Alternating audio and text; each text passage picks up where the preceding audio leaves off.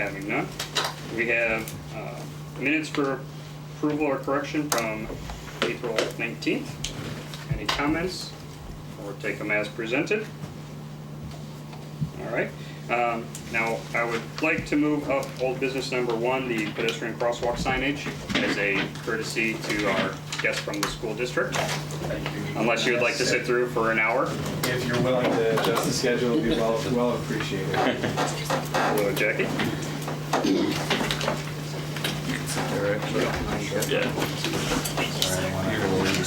Yeah, sorry. We're working through this one. So we'll go on to old business, Public Works 2015-55. This is our crossing signage. And we have with us Dean Romano from the school district.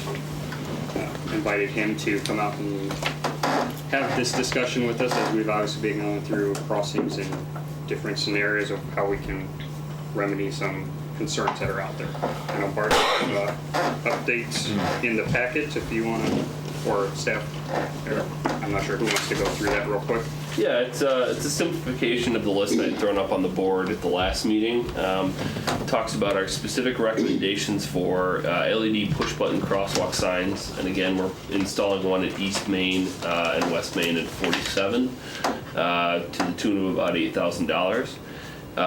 At Bristol Bay Elementary School, which we've talked about at a couple committee meetings here, at the YHS South entrance, so where we currently have a crossing guard, but kids walk to and from the Freshman Academy all day during the school day, and then at Hydraulic and 47, which is a non-signalized pedestrian crosswalk on 47. So I believe that's the only other one that's a major thoroughfare on 47 besides East and West Main that is not at a traffic light.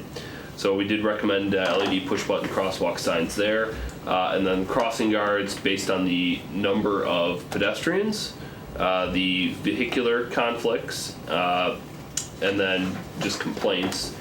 Bristol Bay Elementary School and then at Autumn Creek Elementary School to have one each day. So our current crossing guard schedules are generally for about half hour to 45 minutes in the morning to 15 to 30 minutes in the evening.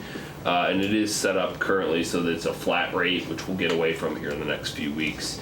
But in general, it's like $25 to $30 a day for an hour's worth of work. So that's something we'll take a look at, but that's where the $4,500 per crossing estimate comes into play. So, and then based on the conversation at the last meeting, Dean and I did have a brief phone conversation a couple weeks ago, and I know Chris had the same conversation in front of the school board, just expressing basically the need that this really is a school district issue, obviously, because it's being generated by kids that are going to school. And in a lot of other towns, it is something that's either contemplated within an intergovernmental agreement or it's just a 100% school district funded cost. So I know our specific request was that we were, at least looking for half compensation, but that it could be tied into our overall intergovernmental agreement, which we're still talking about. So, and in the conversation with Dean, he had mentioned that, the lot out back of City Hall still has some, it has had pavement issues for a long time, needs to be redone.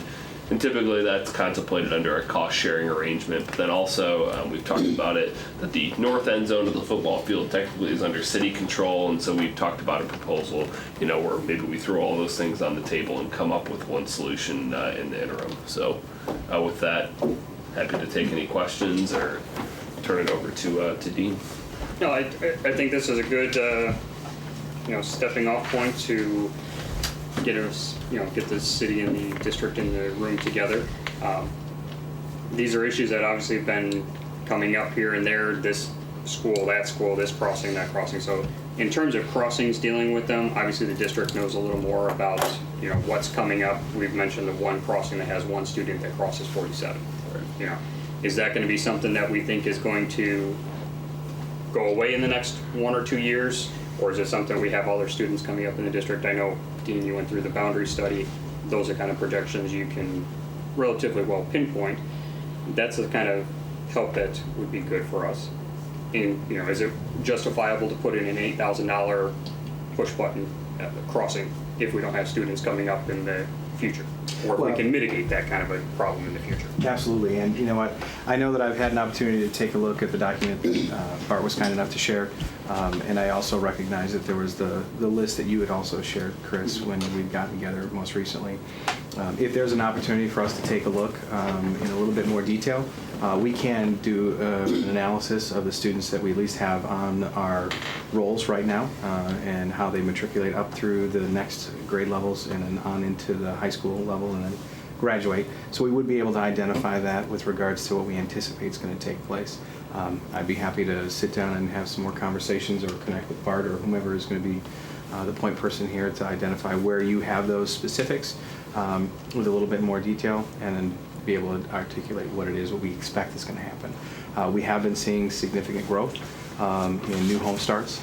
We had quite a few. I think it's our highest in the month of April that we've seen, and some, especially some areas that have been dormant for quite some time. In particular, Grand Reserve has started to see some growth, and they're back on the rolls right now. So for us, with that growth coming on board, that skews anything that would be what we have, and now they move up in adding in what might be potentially new students coming into the neighborhoods.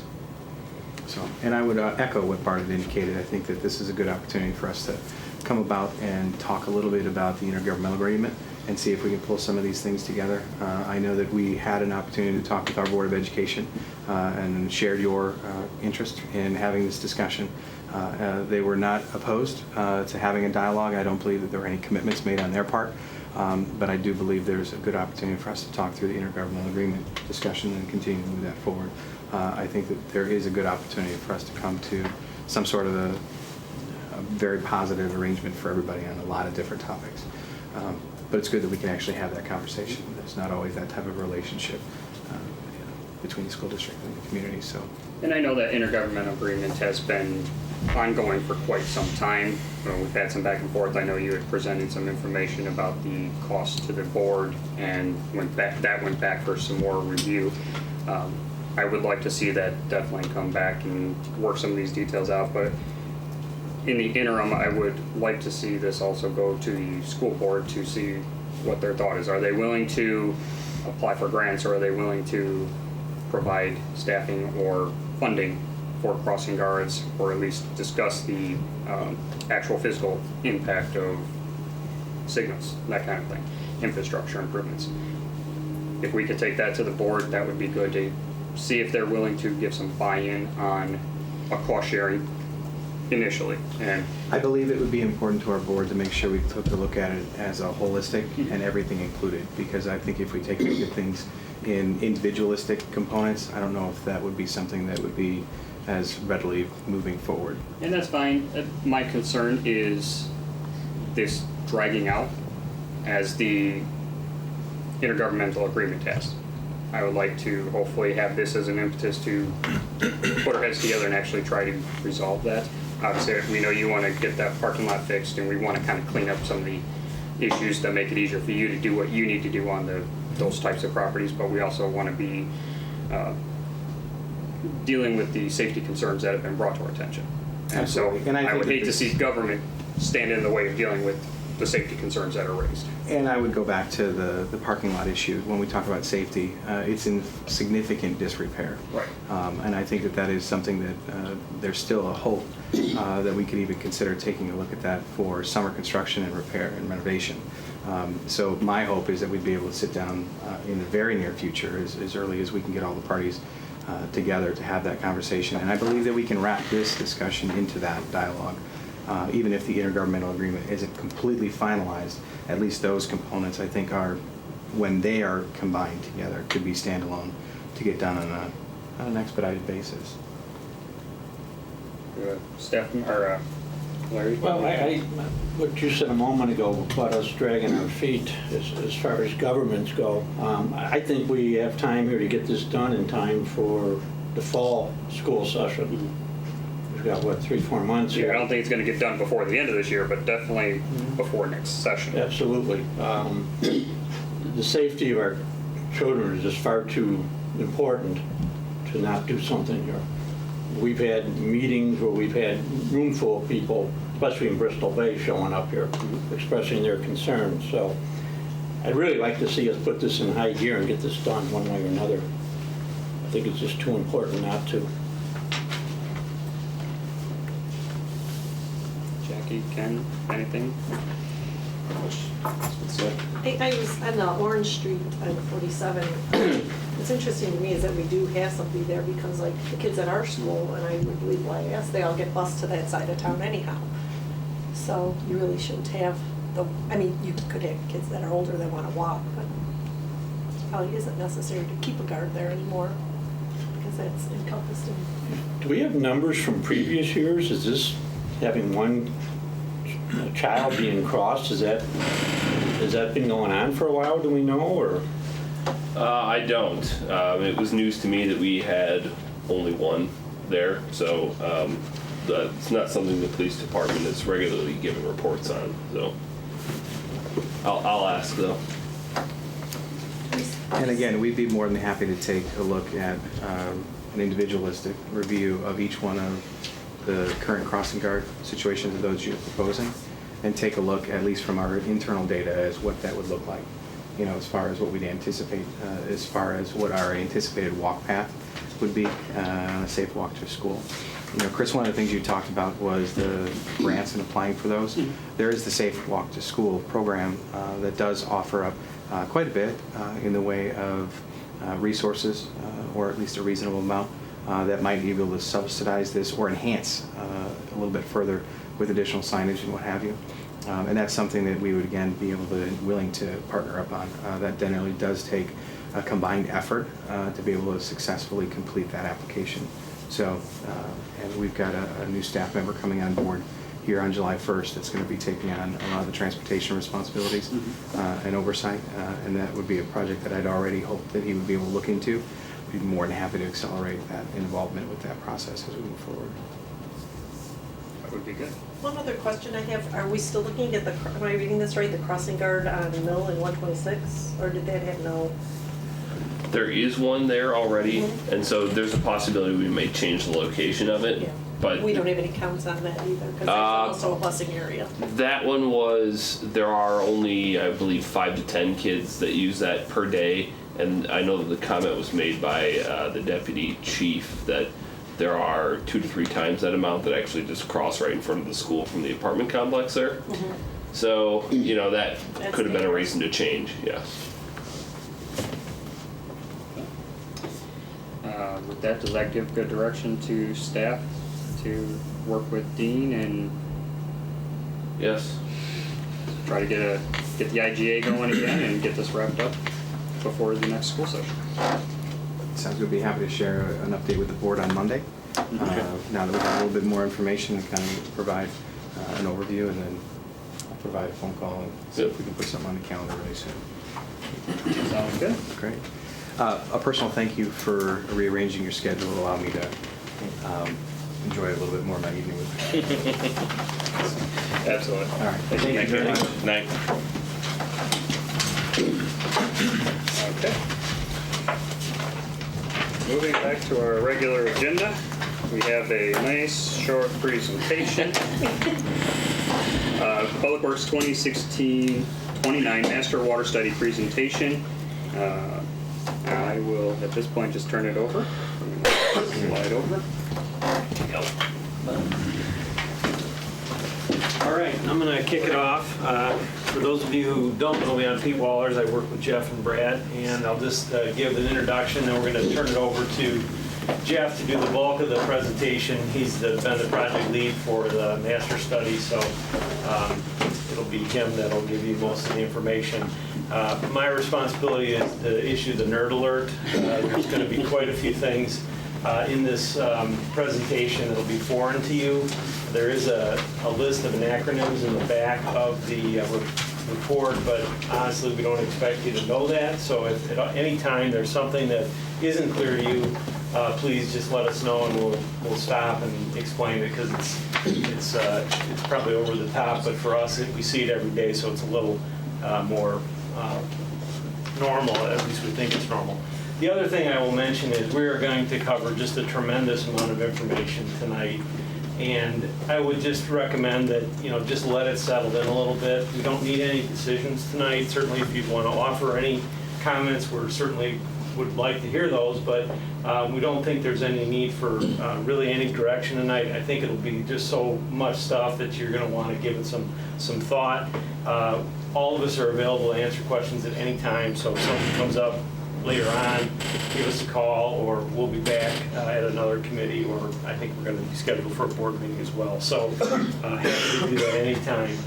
There's quite a few things in here that you can certainly question. For example, population projections is one thing. What we've tried to use in all cases of where we've had to use projections going forward is we've tried to take in the best available information that's out there. So for example, on the population projections, we use the CMAP, which is the Chicago Metropolitan Agency for Planning's population projections. They are the regional authority for population projections, so those are the ones that we've used. They're used throughout the region for wastewater, water, transportation, anything that is done in terms of planning studies. So that's the reason we went there. I think all of us realize that projections, population projections, are never going to be accurate, but you have to use whatever's best, what we believe is the best available data. Certainly, if there are questions during the presentation, please stop and we'll answer them right away if we can. And if we can't, we'll get you the answer as soon as we can do that. We're also going to be introducing tonight the concept of what's called less resource-intensive water use. And it's an important concept and topic that I just wanted to alert you to and maybe ask you to pay a particular attention to that. That's called LRI, and you'll see it on several slides in the presentation. So with those remarks, I'm going to just quickly go through the project goals. Certainly the project is about the future. It's to look to develop a plan for the city into the year 2050. Initially, when we started, we had thought about doing the study to the year 2040, which seems like a long way off, but if you're looking at major improvements, that clock gets there quicker than you might think. We had a number of progress meetings during the development of the plan, and as a result of staff input from City of Yorkville and others, it was determined that it would be better to go to the year 2050 with our projections to give a little more time out there. So that's been done. We're going to evaluate all of the potential sources of water that we've got in this region, certainly the deep sandstone, sand and gravel, the Fox River, Lake Michigan, and we'll look at the sustainability of those supplies. We're going to talk about water conservation options and why you might think about getting involved in water conservation or low water use initiatives. And then the update of the water system model and the distribution system. In order to do effective management of your distribution system, you have a very complex system. You really need to have some computer assistance to be able to analyze flows in that system to determine where you may need to do future improvements, how to make the most cost-effective improvements. So having a model is important in any community, and certainly commend you for including that as one of the project goals. We'll use that model to help define where and how large water mains should be in the undeveloped portions of the city. And we'll be putting this all together with a phasing and implementation plan so that you can have a roadmap going forward as to when certain things will be done. We'll be doing a connection fee analysis. That's not going to have to be done until at the end of the report once we have all the direction from the city council. And then lastly, we're going to be talking about another option that may or may not be suitable, which is to do a what we call a sub-regional water supply facility, which would include Montgomery and Oswego. So with that, I'm going to turn it over to Jeff to go through the presentation, and certainly if you have any questions, again, please just blurt it out and we'll try to answer those. Okay, thank you, Pete. As Pete said, my name is Jeff Freeman. I work with Engineering Enterprises. I don't mean to be disrespectful sitting down, but is it okay? I kind of need to operate the laptop. It's all right. All right, so here is the outline. Those were the goals. Those were what we decided when we started this back in the summer of 2015, we being the city and ourselves as the project team and staff, as well as to what we want to accomplish. This is how the presentation is structured to show you that we in fact are meeting those goals, and at the end of the day we're going to have alternatives for you guys to consider as to how you might want to chart your path forward for waterworks system expansion. We're going to go through background real quick, then we're going to get into your existing waterworks system. Might be a little bit since you've talked about how many wells and storage tanks, and I'm sure you're extremely interested in learning those numbers tonight. Historical and projected water use, we look back a couple years and then project that forward. Did a regulatory review to confirm that you're meeting all of the existing regulations in the near future, and then the needs assessment calculations. And I don't know why it does this when I'm sitting at my desk. It doesn't do this, so I apologize for seeing it again. It's gonna do it again on this slide too. After that, we're going to go into probably the biggest portion of the presentation, the sustainable source water assessment, where we go through those sources of supply that Pete just mentioned. When we get to that point, it might actually be a good point to take a break if you're interested, or if you just want to power through the rest, we can certainly do that. So after the source water assessment, we'll talk about the water distribution analysis. Several slides to talk about the sub-regional analysis. Before this, we're going to be talking about you only, but then when we get to the sub-regional, we're going to be talking about your neighbors, Montgomery and Oswego, then get into the alternatives to break it down and summarize, and then go through the financial review. Like I said. Okay. United City of Yorkville study area. Obviously, to plan out your water system, first you have to understand where it's at within the corporate limits and then where it's going to go. You have boundary agreements with all your neighbors, namely Montgomery, Oswego, Plano, and Sugar Grove. And your planning area is there in green, the outer area, which is about 73 square miles. Your corporate limits currently fit around 20 square miles within that overall 73. Population-wise, obviously the city saw some growth through 60s, 70s, 80s, started to pick up in the 90s, and certainly in the 2000s there was a fair amount of growth there. In fact, at that time, the city was growing about 12 to 14% per year.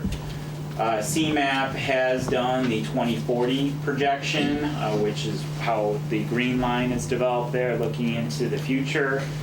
We took that annual rate that they had defined out to 2040 at 3.2% per year, and then just carried that out to 2050 to get you around 59,500 people. So like Pete said, it's pretty unlikely that you're going to be exactly 59,565 people in 2050, but it seems to be a reasonable projection. All of our improvements that we've defined within the plan kind of give you increments of improvements. So if there's reevaluation on that total population, certainly things can be adjusted. This slide focuses on one of those main topics that Pete hit on. It is a very general chart. The American Water Works Association first developed this chart, and it's really to show you the benefits of water conservation and overall that LRI, less resource-intensive water use. So if we take the y-axis, which is the peak water demand that a system might see, and then over time how that might look if we have the baseline water use. So for instance, how people in the city of Yorkville are using water right now, and then you project that forward with the population growth, you're going to see an increase in water demand. Well, the existing system has some sort of capacity. Again, this is meant to be very general, so this isn't specific to the city of Yorkville, but if the existing capacity was somewhere over 5 MGD, then in about 2033, 2034, you would hit that capacity and you would need to expand. And if you were selecting 2050 as the time period that you're going to set your system up for, then you would expand the plant to be about 9.5 MGD. Well, if the community integrates more water conservation into their practices and ultimately the water demand starts to lower, then you get this green line with lower water use running out to 2050. And the benefit of that is the existing capacity of your system is not reached in 2033. It is now delayed out to about 2042, so you gain time relative to that capacity. Secondarily, if you're still using 2050 as your time period for your planning period, because the water use is lower, the facilities get downsized. Downsizing certainly means less cost, which we're going to show, and we carry this through the whole planning process to quantify exactly how that plays out for your system. So again, current trends, this is a key acronym, CT, you'll see that along the way, and less resource intensive, LRI, you'll see that along the way as well. Okay, your existing waterworks system, just a map, and then we're going to drop in your water facilities. You have 5 active water wells throughout the community. All those are actually deep sandstone water wells. You have 3 water treatment plants. 3 wells 3 and 4 come to a combined treatment plant here, and 8 and 9 come to a combined treatment plant here, whereas 7 has its own. There's 5 elevated tanks throughout town that provide water to the system during those peak demands. And then you have 3 booster pump stations throughout town. The colors here are pressure zones based on the topography of the city. The system has to be broken up into different pressure zones so that you have the appropriate water pressure in each one of those zones. The booster pump stations will be able to transfer water across zones, and certainly the supply sources in each zone can provide the water to that zone, and the elevated tanks store the water in those zones. Just to reiterate a little bit more on your supply and treatment, 5 active wells, 3, 4, 7, 8, and 9. 3 of those wells, and this is something we're going to talk about a lot, are in the Ironton-Galesville formation. When you see Ironton-Galesville, think deep. 2 of the wells are in both the St. Peter and the Ironton-Galesville. St. Peter is deep, but not as deep as the Ironton-Galesville, and we'll talk about that a little bit later. Flow rate varies between 600 and 1,200 gallons per minute. 600 being your oldest well number 3, and 1,200 being a newer well. All the wells, because they're deep sandstone, exceed the radium standard, and that's why you have treatment. The treatment with the cation exchange is not only takes care of the radium, but it actually softens the water as well, putting out a very good water quality throughout your system. Storage, like I said, 5 elevated water storage tanks, the smallest being 300,000 gallon on Tower Lane, and then the 1.5 million gallon being out at Grant Reserve. Distribution system, all the water main, of course, underground, ranges in size from 4 to 16 inch. We have the 4 pressure zones, which we're going to talk about in a second. The 3 distribution system, pump stations, PRV, and then your whole system is monitored or controlled through what's called a supervisory control and data acquisition system, the SCADA. All of the information is sent through to a main SCADA node, and then that information actually can be accessed remote by your folks to be able to operate the system. So in the middle of the night, if something goes wrong, they can actually dial in on their computer, see what's going on, perhaps turn a pump or motor pump off or on or whatever is needed. The existing water system, like we mentioned, based on, and this is your what's called the hydraulic profile. The lowest portion of the city, as I'm sure you're very well aware of, is the Fox River, and then the topography going north and south increases. So in order to maintain that water pressure, again between 40 and 80, you set up the pressure zone to accomplish that. There's elevated water storage tanks in each of these zones. Across here, the north zone actually has 2. And that tank is at the same elevation, or those 2 tanks are at the same elevation to be able to provide the water pressure there. And then again, there's the transfer between the 2 zones. So one of the main reasons by going into this a little bit more detail is right now you have supply sources in each one of those zones where you can pump into the zone and store it in the tank. It meets those demand in the zone. Some of the other alternatives that we're going to be talking about is the supply source will come into one zone, and then we have to transfer that water across your system. And actually in 2 of the alternatives, the supply is coming into the north zone, so we need to depend on the booster pump stations and PRVs to move that water south, which does require some improvements to your system. Okay, next talking about the historical and projected water use. So, water use habits recently can certainly help us try to understand what they're going to look like in the future. We looked at 5 years of data. This, of course, started in 2015, and we were evaluating the water use back then. So we used 2010 to 2014. And the range of how much water is used per capita per day ranged from 77 up to 99. The average for annual average across those 5 years was 88. That's actually pretty good. A rule of thumb is 100 gallons per capita a day for many communities. So being below that, certainly there's some level of water conservation that's already in place in the city of Yorkville.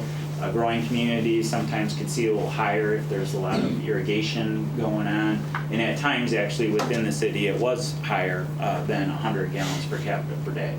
The max day to average day ratio is an important number primarily because the max day, so max day demand to average day demand ratio, ranged from 1.57 to 2, and the average was 1.99. Many of your waterworks system components are designed based on the maximum day. So we can't obviously hit that max day where people need the water and run out of water. We need to make sure that we have enough water in the system. Therefore, again, the max day is very important. Max hour is just another level beyond that, and typically use 2 times the max day to make sure that the system can meet those max hour demands, and that's what we use in the water distribution modeling. Using the current trends value and the population growth, we can project out to 2050. So your water demand on the average day projects out to 5.36, on the max day 10.72, and then the max hour at 21. Shifting your focus over to the right a little bit, we have a couple exhibits. Top one just shows what the water use distribution was based on consumer type for FY 14-15. So the majority, of course, was residential at 81.6, and then commercial being second, industrial, and government being behind that. The lower graph shows your monthly water use across all of the months. The baseline is simply defining what is used indoors pretty much. The red bars there show what the outdoor water use is from May to October. And looking at that, it ends up being about 12%. So about 12% of the water that you pump out of the ground ends up being used for outdoor water use. That's probably a little bit higher than maybe some of the folks in Northeast Illinois. We've actually seen higher than that. We've seen as high as 22% in one community that has a lot of automatic water sprinklers. One of your neighbors is below 4%, so it just kind of depends. A lot of times it really depends on the maturity of the community. So mature lawns, larger trees don't need to be irrigated. Newer lawns often, of course, do. Does that include swimming pools?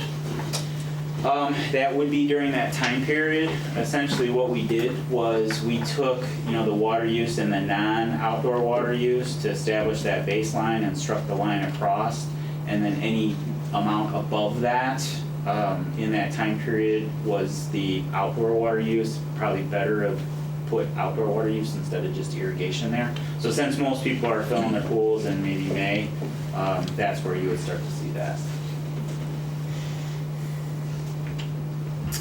Okay, as part of this process, AWWA has free water audit software, so we know how much we pump out of the ground, and ultimately we know typically what's metered at the folks that are using the water, but what happens in between, and might there be some water losses along the way, and there's gonna be, and no matter what system you look at. This just tries to show, and I'm not going to go through each one here, but I do want to highlight the one area that shows how much water is lost in your system. It's about 52 million gallons, which is 10%. AWWA has done some benchmarking across, again, AWWA being the American Water Works Association, across the United States, and on average that number is around 20%. So actually that's pretty high, but ultimately you're half of what the average is, so pretty good number there overall. The system is pretty tight, and of course Eric and his guys do a great job operating it. Okay, so we had our current trends water use. So if everybody just continued to use water as we they have pretty much in the past, and to do that we were looking at about 90 gallons per capita per day out to 2050. But what if some additional level of water conservation can be integrated?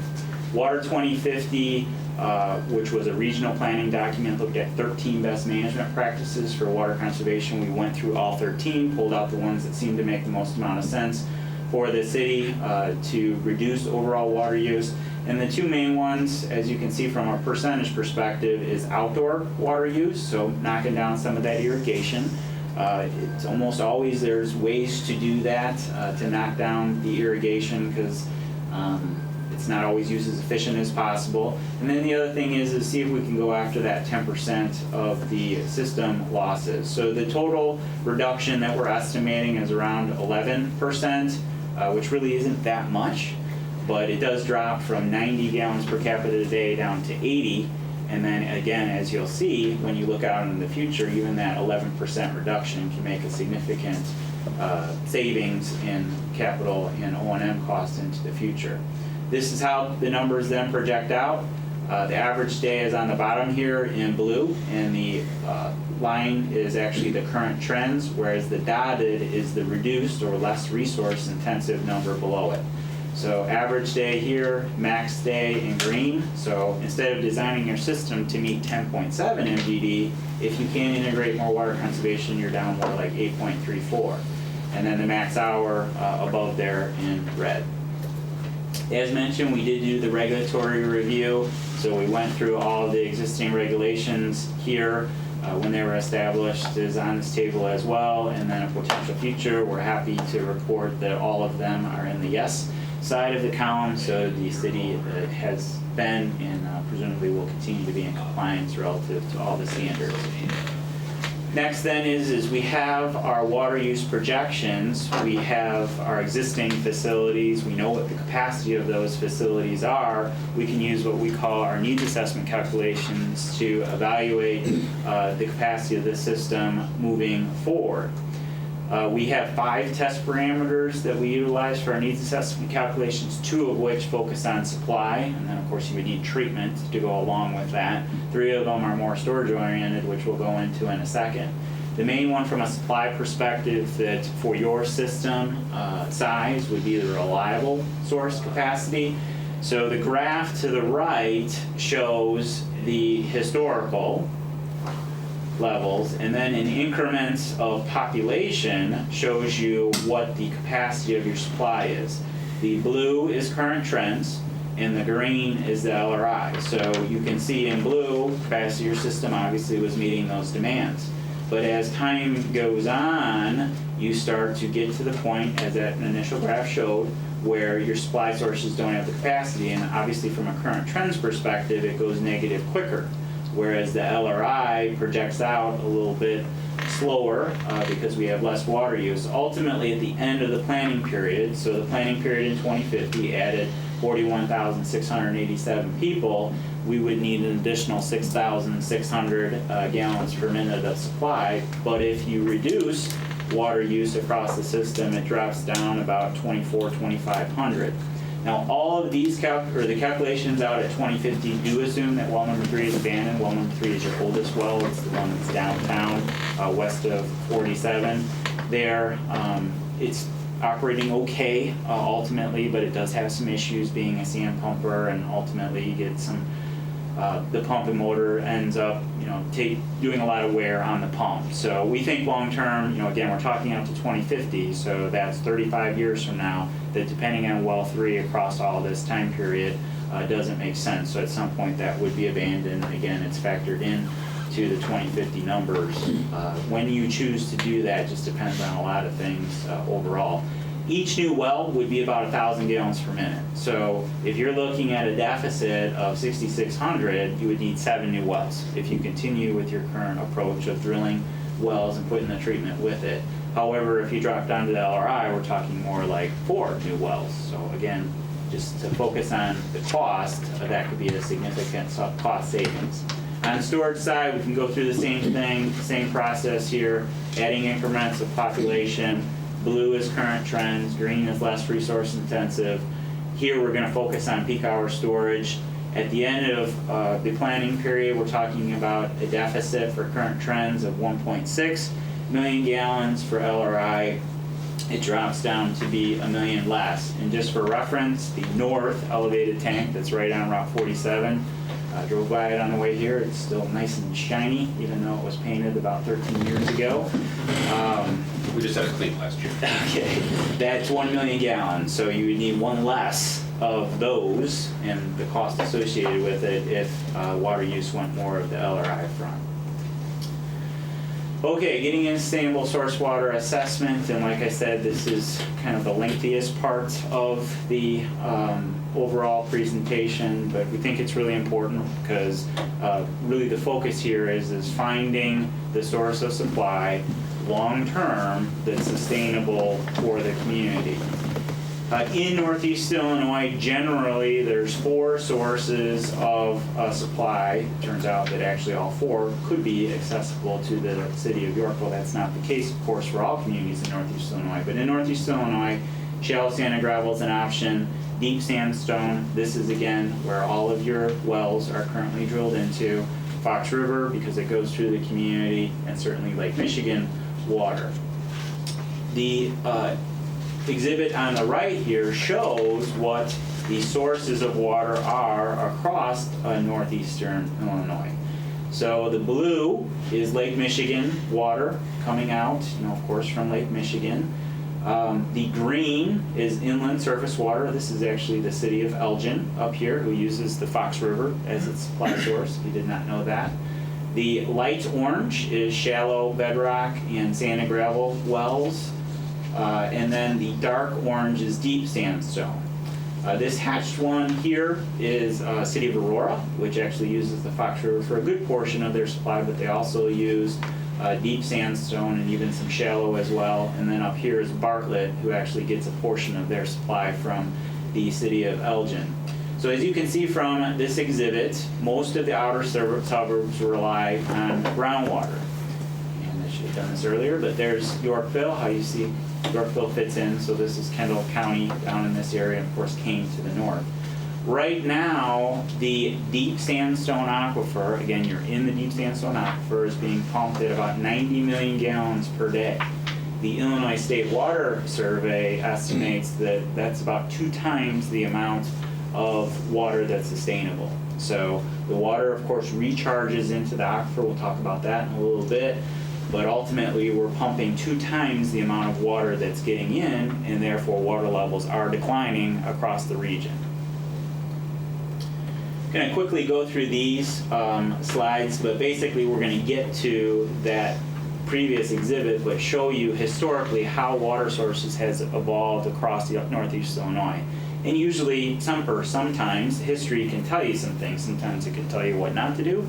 Sometimes it can tell you what might make some sense to look into. And I think in this case, it might tell us some of that. So again, we've got Lake Michigan water in blue, all the other colors. This is 1966, a fair amount of folks depending on groundwater in the area. If you fast forward to 75, you start to see a little bit of Lake Michigan water moving out, down in here, up in here. There is some switching of oranges throughout the area, switching from shallow to deep or vice versa. When you get to 1985, by this time, the main thing here is Elgin actually switched to going to the Fox River. Previously, they were primarily deep wells, so now they're on the Fox River. By 1985, you see the Lake Michigan water expanding to the south, especially a little bit up to the north. If we go to 91, we see the Lake Michigan water coming out even more now, and that's in the Schaumburg and Hoffman Estates area. Down in this area now you have Wilmington, who's going into the Kankakee River for supply source.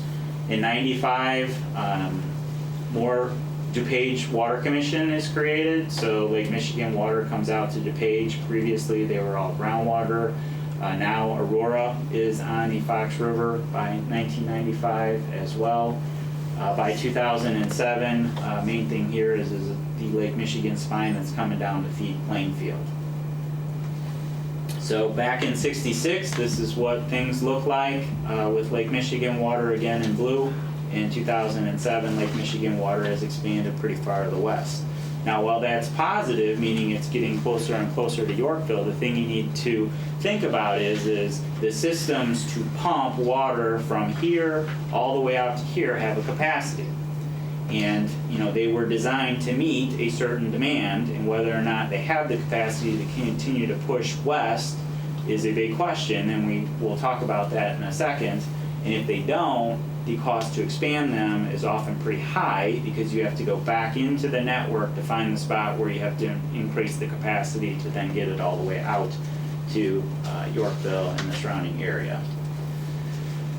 Okay, bedrock hydrogeology, a term you can take home and share with your kids. This is just in general, and again, I think it's important, you don't have to get all of the nomenclature down, but we're going to be talking about a couple of these key parameters. The shallow sand and gravel would of course be at the surface, and there we're talking maybe 100 to 200 feet deep. Typically, well, the sand and gravel would be above the first bedrock formation. The first bedrock formation in this area is a limestone, actually down by the Fox River. It's very close to the bottom of the river. The first deep sandstone formation is that Ansel or St. Peter, and we're going to be talking about that as we move on. And then the Ironton Galesville is below that. So the Ansel St. Peter is about 700 and 900 feet deep. Ironton Galesville is about 1,000 to 1,300 feet deep. There is one more sandstone formation below that called the Mount Simon Formation. The one thing to note here is here's the elevation above mean sea level. So if you strike the 0 across here, the Mount Simon is well below mean sea level. And in this area, actually in DuPage County even, when they drilled into the Mount Simon, they were getting some pretty brackish water. So you even get the saltwater intrusion in this area if you drill deep enough. And for that reason, the Mount Simon really isn't an option in Kendall County. There's other portions of northeastern Illinois where it is. There's actually some Mount Simon wells that are active, but just down here, it is not a good option based on water quality. The combination of all three, again, term you can take home to the kids, Cambrian Ordovician aquifer system, and that's just based on geologic periods of time. The city of Yorkville's wells tap into the Ansel and the Ironton Galesville. Some are open to both, some are only open to the Ironton Galesville. Okay, so let's talk about what the options are for the city. We're going to go back through each one of the four of these. We previously talked about Minnesota, now we're going to get very specific to Yorkville and the planning region. So getting into shallow sand and gravel, we're looking for those sand and gravel deposits that the glaciers moved through, deposited, and then it was buried over time. And if they're continuous, if those sand and gravel deposits are nice and continuous, they can be good conduits of groundwater for you to tap into. The Illinois State Water Survey has created a three-dimensional geological model. Actually, the Illinois State Geological Survey did that, and then the Illinois State Water Survey uses that to evaluate groundwater movement across all of Northeast Illinois. So we tapped into that. ISWS, Illinois State Water Survey, was a subcontractor on this project. They helped evaluate, pulled out this information from their model to see where there might be sand and gravel deposits. The exhibit here to the right shows you the sand and gravel thickness.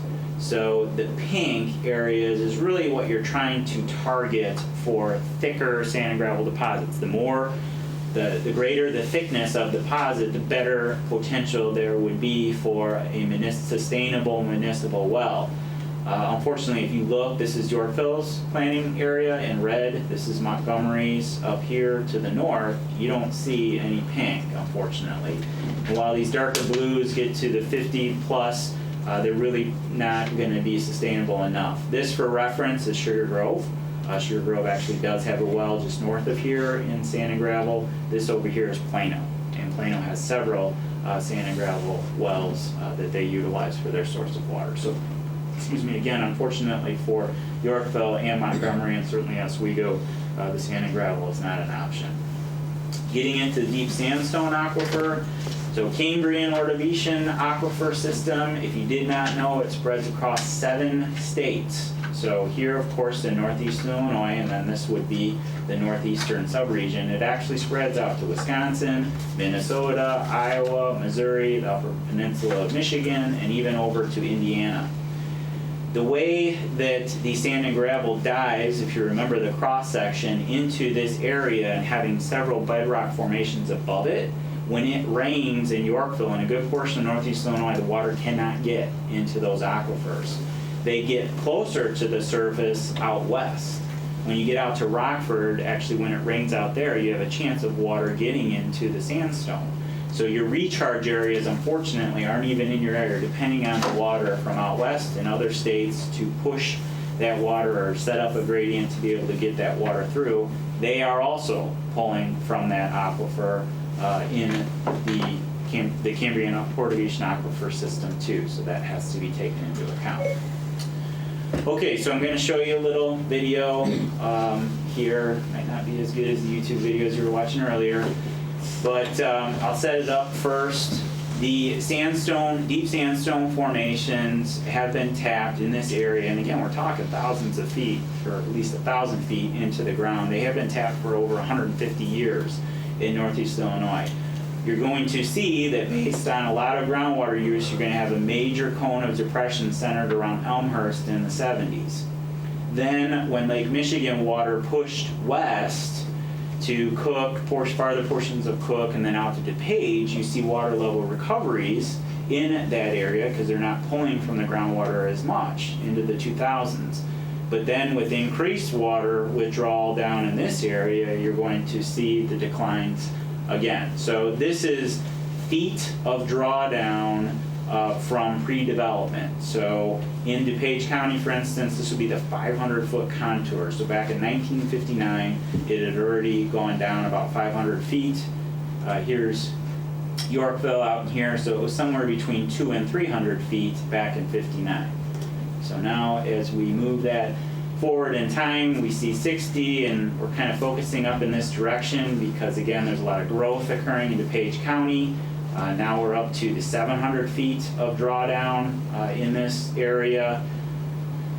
In portions of DuPage County, we're going to get up into 800 feet of drawdown in that area into the 80s. And then ultimately, the Lake Michigan water is going to start to push west.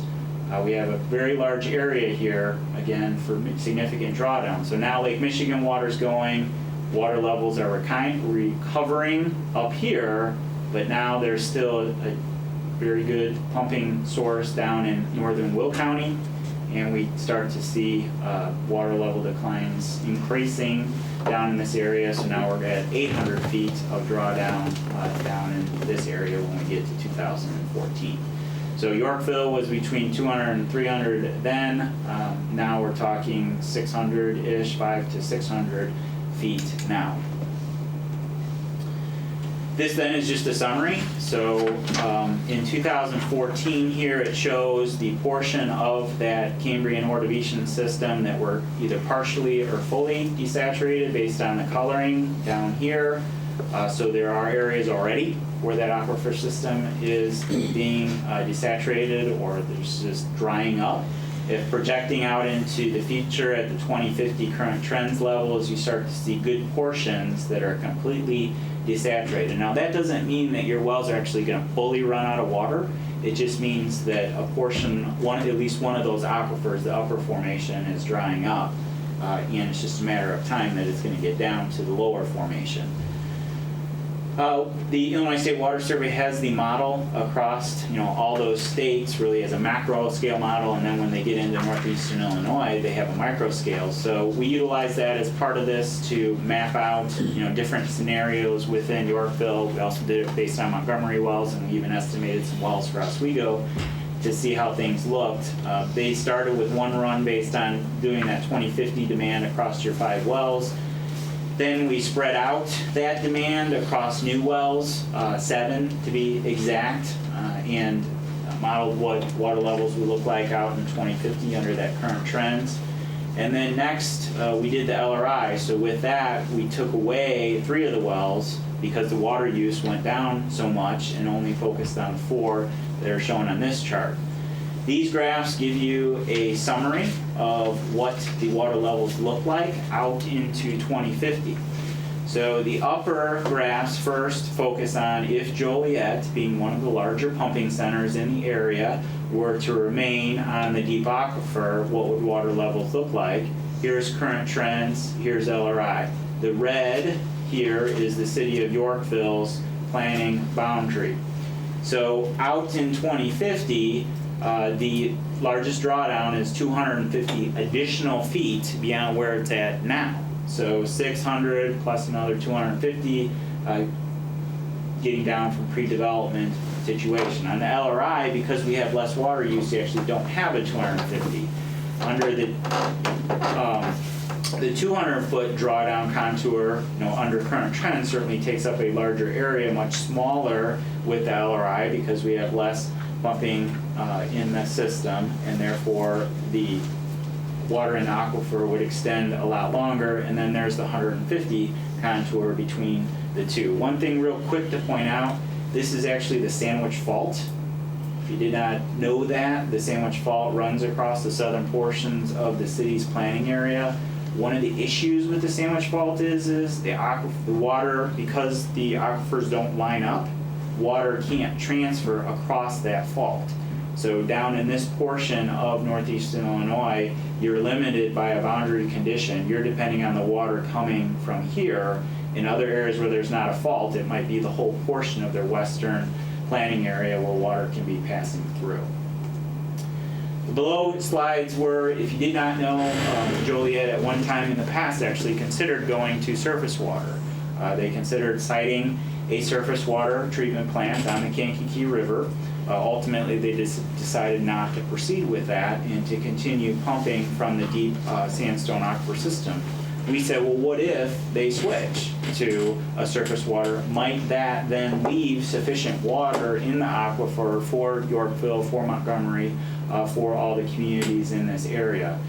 The Cliff Notes conclusion is while there is a lot of water level recovery in the Joliet area, it doesn't spread fully to this subregion. So the 200-foot contour you can see looking up top here is smaller, but it's certainly still there. 150 again smaller, whether it be current trends or LRI, but it is still there. Down in the southeast portion here, actually the drawdown contour of 0. So what that would mean is out in 2050, at this point, there actually would be no measurable drawdown based on where it is now, because they switch over and rely less on that aquifer, water levels would recover. In fact, in portions of it, water levels would be higher than what they are today if they were to switch over. But because this subregion between Yorkville and Montgomery and Oswego currently use the deep aquifer system as their primary source, and with the population growth, there just isn't sufficient water that's passing through your area to not have water level declines. And again, the Sandwich Fault is a barrier too. So 100 feet showed there on the right, where things are coming back. Now getting specific into one of the city's wells. So what does this mean inside well number 9? This chart graphs out basically those water levels in time to show you what it looks like. So the gray line here is the historical levels. So back in 1960, the head on that aquifer was upwards of 450 to 500 feet. Well, today it's down in that 150 to 200. So you've had that drawdown already. If you continue to project out, these colored lines are the current trends and less resources if that well was not pumping. So if the well was off, that's what the water levels would look like. Well, we all know that when the well turns on, the water levels have to go down to be able to bring the water into that formation. So this lower line is the pumping water level inside of that well when it turns on. Remember we talked about the St. Peter sandstone? So that's this formation right here. And then the Ironton-Galesville, the top of the Ironton-Galesville would be here. So from a non-pumping perspective, the St. Peter in well number 9 is fully dewatered in 2050, no matter if it's the current trends or LRI. From a pumping perspective, even now when you turn that pump on, the aquifer is dry. And out into the future, we start closing in on the top of the Ironton-Galesville. So we're not going to run out of water by 2050, but the water level declines are significant to very significant. The other thing to point out here is if you switch to to an alternate source of supply, whether it be the Fox River or even Lake Michigan water, there will be times where you need backup supply. Wouldn't it be nice to have backup supply available in the existing investment of your wells? Therefore, the sooner you might be able to switch to a more long-term sustainable supply, the less you'll be pulling out of these aquifers and the more water that will be there when you really need it as a backup. So again, we did when Joliet remains on the deep aquifer, and then if they go to surface water. So a little bit of a change really, but it's not too big to the point where, again, it just doesn't seem like that will solve the long-term water supply needs in this particular area. A couple other just summary comments on challenges with water level decline in the deep aquifer. This just is a schematic showing, if you have your municipal well, and let's just say that somebody in the area is pulling from that St. Peter aquifer, and there certainly are people. There are residential homes in your planning area that pull from that St. Peter aquifer, and they typically only tap into the top of that aquifer. They don't need to go as deep as you guys because they don't have near the demand. Well, if the water levels pull down, those wells could actually run dry. The lower water levels actually too, now you need to pump the water from this point all the way up, so it takes more energy to do that. You're going to have higher costs associated with that. At some point, the size of the casing will limit what motor size you can put in there. So today it may be pumping 1,000 gallons per minute, but in 2050 it might only be 600. So then you need more wells to account for that additional capacity loss in the well. Also, there could be some water quality issues. As aquifers that always have water in them start to see air get into them, it could have some issues with water quality. For instance, up in Wisconsin, they've seen when the St. Peter's been to water, there's been some arsenic release. That has not been documented down in this area yet, but it's just typically not a good thing when you're dewatering aquifers. That would then force probably additional level of treatment and higher costs associated with that. And then I just hit on this pretty hard on the previous slide. If you dewater these aquifers, then you don't have the backup water supply for the future. So that was the deep sandstone getting into the Fox River. Like I said, the Illinois State Water Survey was a partner. They have folks that focus on groundwater, but they also have folks that focus on surface water. And they have a model developed to look at existing flows in the Fox River, historical flows, and then they can use that model to project flows out in the future. That's called the ILSAM, Illinois Stream Assessment Model. And we can look at the 2050 flows out in this particular area, but they actually ran it from the Fox River all the way up to the dam of the chain of lakes and all the way down to Yorkville and beyond. The model includes all the natural inputs that go into the Fox River, which would be receiving streams that are coming in, also groundwater. Shallow groundwater will naturally feed into the Fox River, but it also includes man-made inputs. So along the Fox River, along a lot of its tributaries, there's wastewater treatment facilities. A lot of those communities, as we saw in those previous exhibits, are using sources of water that wouldn't necessarily get in the Fox River. When you're pumping an aquifer that's 700 feet deep, that water normally wouldn't get into the Fox River. But if you use it, goes into your sanitary sewer network, goes to Fox Metro, YBSD, it's going to get into the Fox River. And because of that, and because of the increased inputs of man-made inputs, the base flow of the Fox River is going to go up over time, and we'll get into that in a second. One parameter I just want you to put in the back of your mind is what's called the Q710, and ultimately that ends up being typically the protected low flow level of the Fox River. So when the Illinois Department of Natural Resources were to write a permit for withdrawing from the Fox River, they often will define a protected low flow, meaning if the river goes below this low flow, you're not going to be allowed to withdraw from it because there needs to be a certain amount of water in the river for all the other uses beyond just drinking water. So the Q710 is a statistical parameter that they use to establish that low flow. As you're probably familiar being by the Fox River all the time, the lowest flows are actually in September. Well, that's a good thing because typically your peak water use is in July and August, so it doesn't typically fully align with that. So there's maybe a little less risk associated with that, but we'll show you in a second that there still is risk certainly to go below the Q710. So as mentioned, the river base flow is projected to increase in the future. These graphs on the right just show you that. So the blue line is the present flow at the Q710. The orange would be the 2050 projected. And the main purpose of these graphs is to show you that in the future, even if you add withdrawals, so you can see actually where Elgin's withdrawal is here, and then it's their 3 wastewater plants that send water back, where Aurora withdrawals, and then Fox Metro is here. It goes up. In this graph above here, it's showing if Yorkville went to the river and withdrew, yes, there would be a little bit of decline, but it wouldn't be below what the current flows are in the river. The lower one shows if all 3 of you guys went together from a sub-regional perspective, meaning Yorkville, Oswego, and Montgomery did a withdrawal here. Again, the graph shows that we wouldn't go below that Q710 on average. Next slide shows a couple tables just to show you what the risk would be. So you will, if you go to the river, there will be a time when it gets below the Q710. But the risk significantly diminishes over time and certainly out into the future.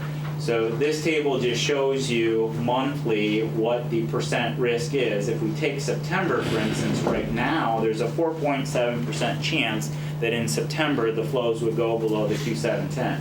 However, in 2050, that drops below 1% because, again, the water levels go up. This table down here shows you the 4 worst drought years that occurred in Northeast Illinois, and it shows the total number of deficit days. So this is the number of days in a row that the flow is below the Q710. So back in 34, it was 98 days in a row that it was below the Q710. Well, if you fix that Q710 at today's rate, and then you project water out to 2050, it would have only been 1 day. If you look at 2005, it was 50 days, but if you project that flow out, it's 22. So we believe, based on this information, the fact that the flows are going up over time, that it's the most sustainable supply source for the region. However, backup water will be needed to supplement during times when the river does drop below Q710. One other thing is the sooner you go in for a withdrawal permit and they establish that projected low flow, probably the better off you're going to be. So, because it doesn't seem like they would reevaluate that in 10 or 15 or 20 years.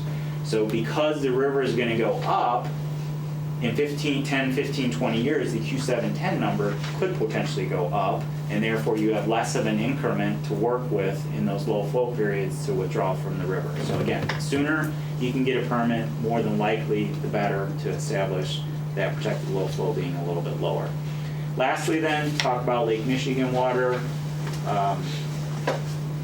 This graph here is a little bit more detailed than the previous graph. It's really only focusing on Lake Michigan water, but the triangles here are the intakes into Lake Michigan. The colors are based on the systems of Lake Michigan water coming out to the west of Lake Michigan. The spider diagram shows, how water comes to a focal point and then is distributed across. So the one system that we're going to focus on tonight is what's called the American Lake Water System. Illinois American operates this system, bringing water out from Bedford Park and then distributing to Homer Glen and Plainfield. And I'll get this on the next slide. Unfortunately, I can't remember what town that is. Here's Yorkville in association with the American Lake Water System. So, I guess it was Bolingbrook. The American Lake Water System, again, comes out, there's some storage tanks, and continues to distribute out to the communities. They purchase their water from Chicago, and then Bedford Park has a charge on top of that, kind of a wheeling water charge to go with it. The system, capacity is 32 million gallons per day. Right now, the current peak is 17. So today, there is current capacity, but they are serving, these communities.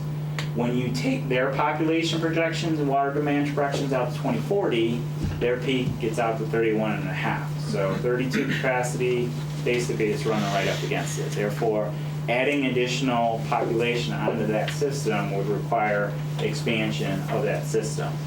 Illinois American was very kind in working with us and the city staff to run through some options to see what it would look like, to run some pipe out, expand their system to be able to meet those demands. The current end of the pipe is on the east side of Plainfield. So in order to get water to Yorkville, you can't just simply go to the west point of Plainfield where there's a water main and extend from there. Unfortunately, the capacity just really isn't there to accomplish that. So it requires about 20 miles of large diameter transmission main to get from the point where there's sufficient capacity to get it all the way out to Yorkville. Along the way, there likely would need to be an intermediate pump station. So getting water for 20 miles, simply you can't just build up enough pressure and head to push it that far. So another pump station. Within Yorkville system, there would have to be improvements. So we bring water into the south. We chose around the Route 126-71 intersection area. You would have to get the water all the way through your system to the north, so there would be improvement costs associated with that.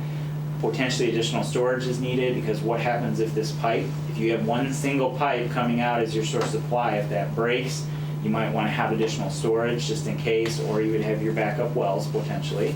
And then there would likely be some capital or connection costs rolled into the rate, or possibly paying for that up front.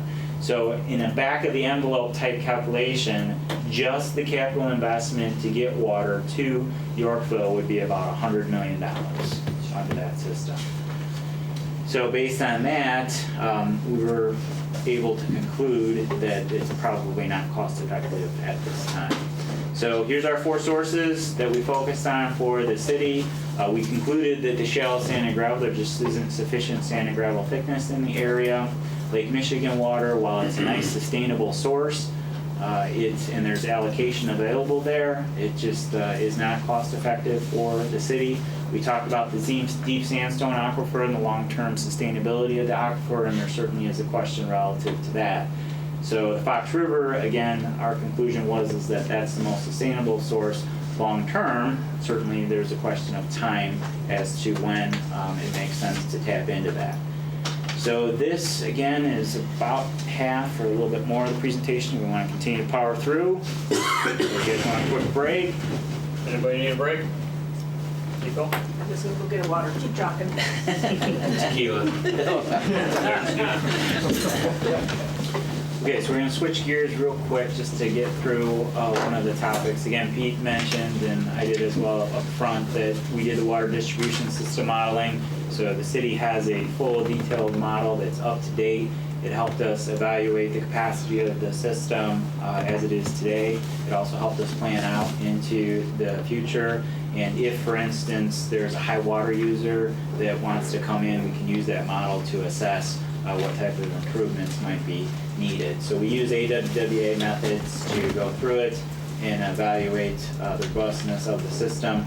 This is just a skeleton of what the system looked like when we started way back, actually a couple decades ago, and then that was a little more recent, or when the existing system was set up. And then to the right there is what the system would look like if it built out as it's projected to build out across your full 73 square miles of planning area.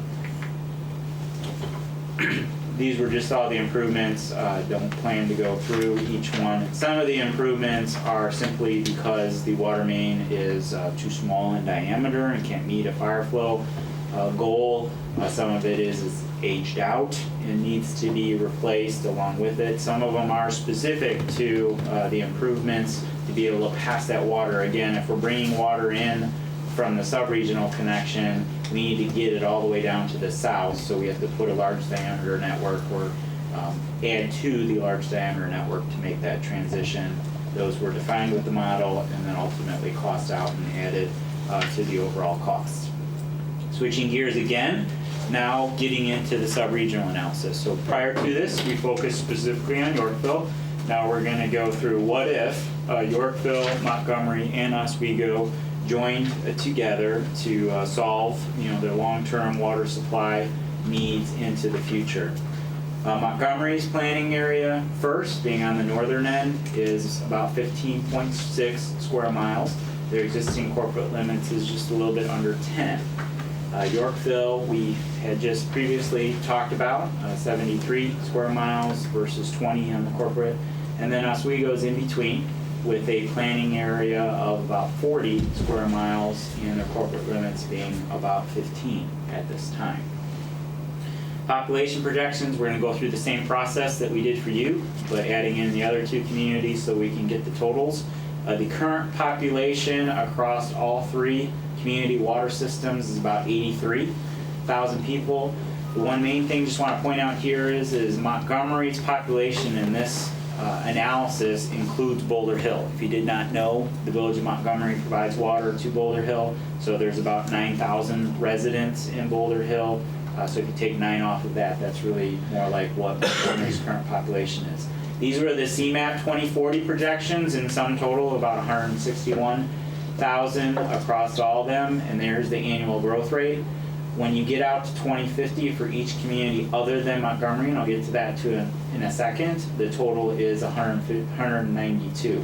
Montgomery's planning boundary, as we showed, is about 15 square miles. Well, as their planning department looked at that and they looked at this number of 48,000, they said, it doesn't really seem like we can get that high. So they took their land use plan across it and said, what is our real population going to be at build out?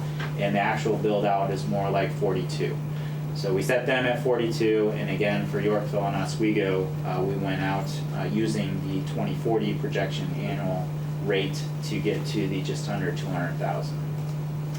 This is just a graph showing what the population looks like historically, of course to the left, and then moving out into the future. This then would be how the water use projects out. So taking the current trends, and we did the 90 gallons per capita per day across each one of the communities to set up the average day use down here. And then from an LRI perspective, we did the detailed analysis for Montgomery, looking at the water conservation for them. And then for Oswego, ended up selecting a number that was kind of in between Yorkville and Montgomery. And then we could do the projections for average day, maximum day. Again, these are key parameters here with the max day. So we're talking for current trends, the max day target is just under 33. For LRI is just under 25. If you move forward with the sub-regional improvements, and it would have supply component, it would have a treatment component, and it would have a treated water transmission component, how are those costs going to be distributed across the communities? As mentioned previously, I think at this point several times, many components of your system are defined based on the maximum day. So for the supply and treatment anyway, we did the cost distribution based on the max day. There's some pie charts here under current trends. Oswego is the highest actually in both at about 47%. Yorkville is about 32%. So looking out at 2050 and the max day percentage for the city of Yorkville would be about 32%. So supply and treatment is distributed that way. The treated water transmission mains are slightly different because they go to different communities, and that's just simply distributed based on the max day flow within that pipe. So current trends, again, we had right around 33. We established the water treatment plant to be about 32 MGD. It's a good number for setting up a treatment plant. And then for the LRI, we were just under 25, so we ended up selecting 25 MGD as the water treatment plant size for the LRI. Let's talk about water quality. Right now, this is the existing raw water quality across all three of the communities. So all three of you have deep wells. That would be generally this lighter colored green. And the hardness of all those wells is somewhere between 200 and 250. Now Montgomery has some shallow wells, and shallow wells generally are harder too, so their raw water hardness is more like 450 plus. Now the Fox River, actually, raw water hardness is right in between here, 300 to 400 milligrams per liter. However, Montgomery and Yorkville both soften their water currently. So while this is the raw water, this is the finished water. You guys are putting out a relatively soft water, Yorkville and Montgomery, below 100 milligrams per liter or right around 100 milligrams per liter. Oswego, they of course have the deep wells. They treat for the radium and they are radium compliant, but the system that they utilize doesn't soften the water. Now, considering the fact that both Montgomery and Yorkville currently do soften the water, and there would be a significant investment for, this potential sub-regional approach, one would think that you'd want to maintain the same or very similar level of water quality. It would be a benefit to Oswego, it would seem, for their residents to have soft water as well. So the target hardness for the treatment system is around that 100 to 130 milligrams per liter, which is very consistent with Aurora and Elgin's finished water quality, who are pulling from the Fox River, as we mentioned earlier. This is just a very general schematic of the water treatment plant. I'm not going to go unit process by unit process, even though I'd really love to. This could be an hour. The sources of supply are over here, so the Fox River would be the main source coming in, but we do need backup wells, like we had mentioned, and we would get them from each one of the communities that are within a reasonable distance from the water treatment plant. Most of this plant is set up very similar to the city of Aurora, but we would use some more current technology, specifically on the back end, to treat the water as efficiently as possible and meet our water quality objectives. So after the water is treated, there would be some storage vessels, ground storage tanks at it, and then you'd have to pump the water from that point out to each one of the systems. So we need to take the treated water at one location and then pump it to Montgomery, Yorkville, and Oswego, and we'll show you a little bit more of a schematic on that in a second. So one of the things that might be crossing your mind is, oh, we're switching our supply source and we're going to surface water. That sounds a little bit familiar based on a community that has some pretty unfortunate instances, had a pretty unfortunate issue previously and continuing to wrestle with, and that of course is Flint, Michigan, and the lead issues that are there. One couple things to comment on that won't be an issue here. First of all, the treated water coming out of the water treatment plant won't have lead. And we don't actually believe that that was the case up in Flint. It was the fact that the water was corrosive or unstable that it leached lead off of the lead piping within their system. The corrosivity or stability of the water is related to the pH, the alkalinity, and the hardness. The treatment system I just showed you has the ability to manage all three of those parameters so that you can set your water up so that it is not corrosive, that it is stable. That would be the belt. The suspenders is you can add a phosphate to the water to coat the pipes so that if for whatever reason it became a little unstable, it would not have the ability to get to the lead in the pipes or the copper. You actually currently inject phosphate. It's a pretty cheap chemical. It's in a lot of foods, beverages, etc. It's a very good corrosion control additive. So belt and suspenders, and there will not be a lead issue in this instance. So the lead was, it was still man-made that they got in there, right? Even though you said the pipes and the water was corrosive to the pipes and that lets the lead come through. But if you didn't have the water going through the lead pipes, you wouldn't have that issue, right? There wasn't a lead underground somewhere that was... No. Okay. Basically, it's the lead that's in the pipe, and then actually there is some, later in time when they even moved over to copper, there is some solder that had some lead in it, Okay. so that could leach some in as well. Can I ask you a question on lead pipe? Mhm. Don't older lead pipes get like a coating, like just from the water? In some cases, they can. And am I correct that it came encapsulated so the lead isn't leaching? Yes. they So can. you're saying, but something became unstable and like ate And the the water corrosion? corrodes To lead let back. the lead back through? Yes, Okay. that's my understanding. That's why when you saw in the news, when you saw the orange hydrants, that was the layer coming off. And that's what was formed. Okay. I didn't realize that once that coating, there, something could take the coating off. Yeah. Okay. Thank you. Okay, so this chart is just to kind of quickly show you, again, the focus would be to site a treatment plant, and ideally close to the Fox River.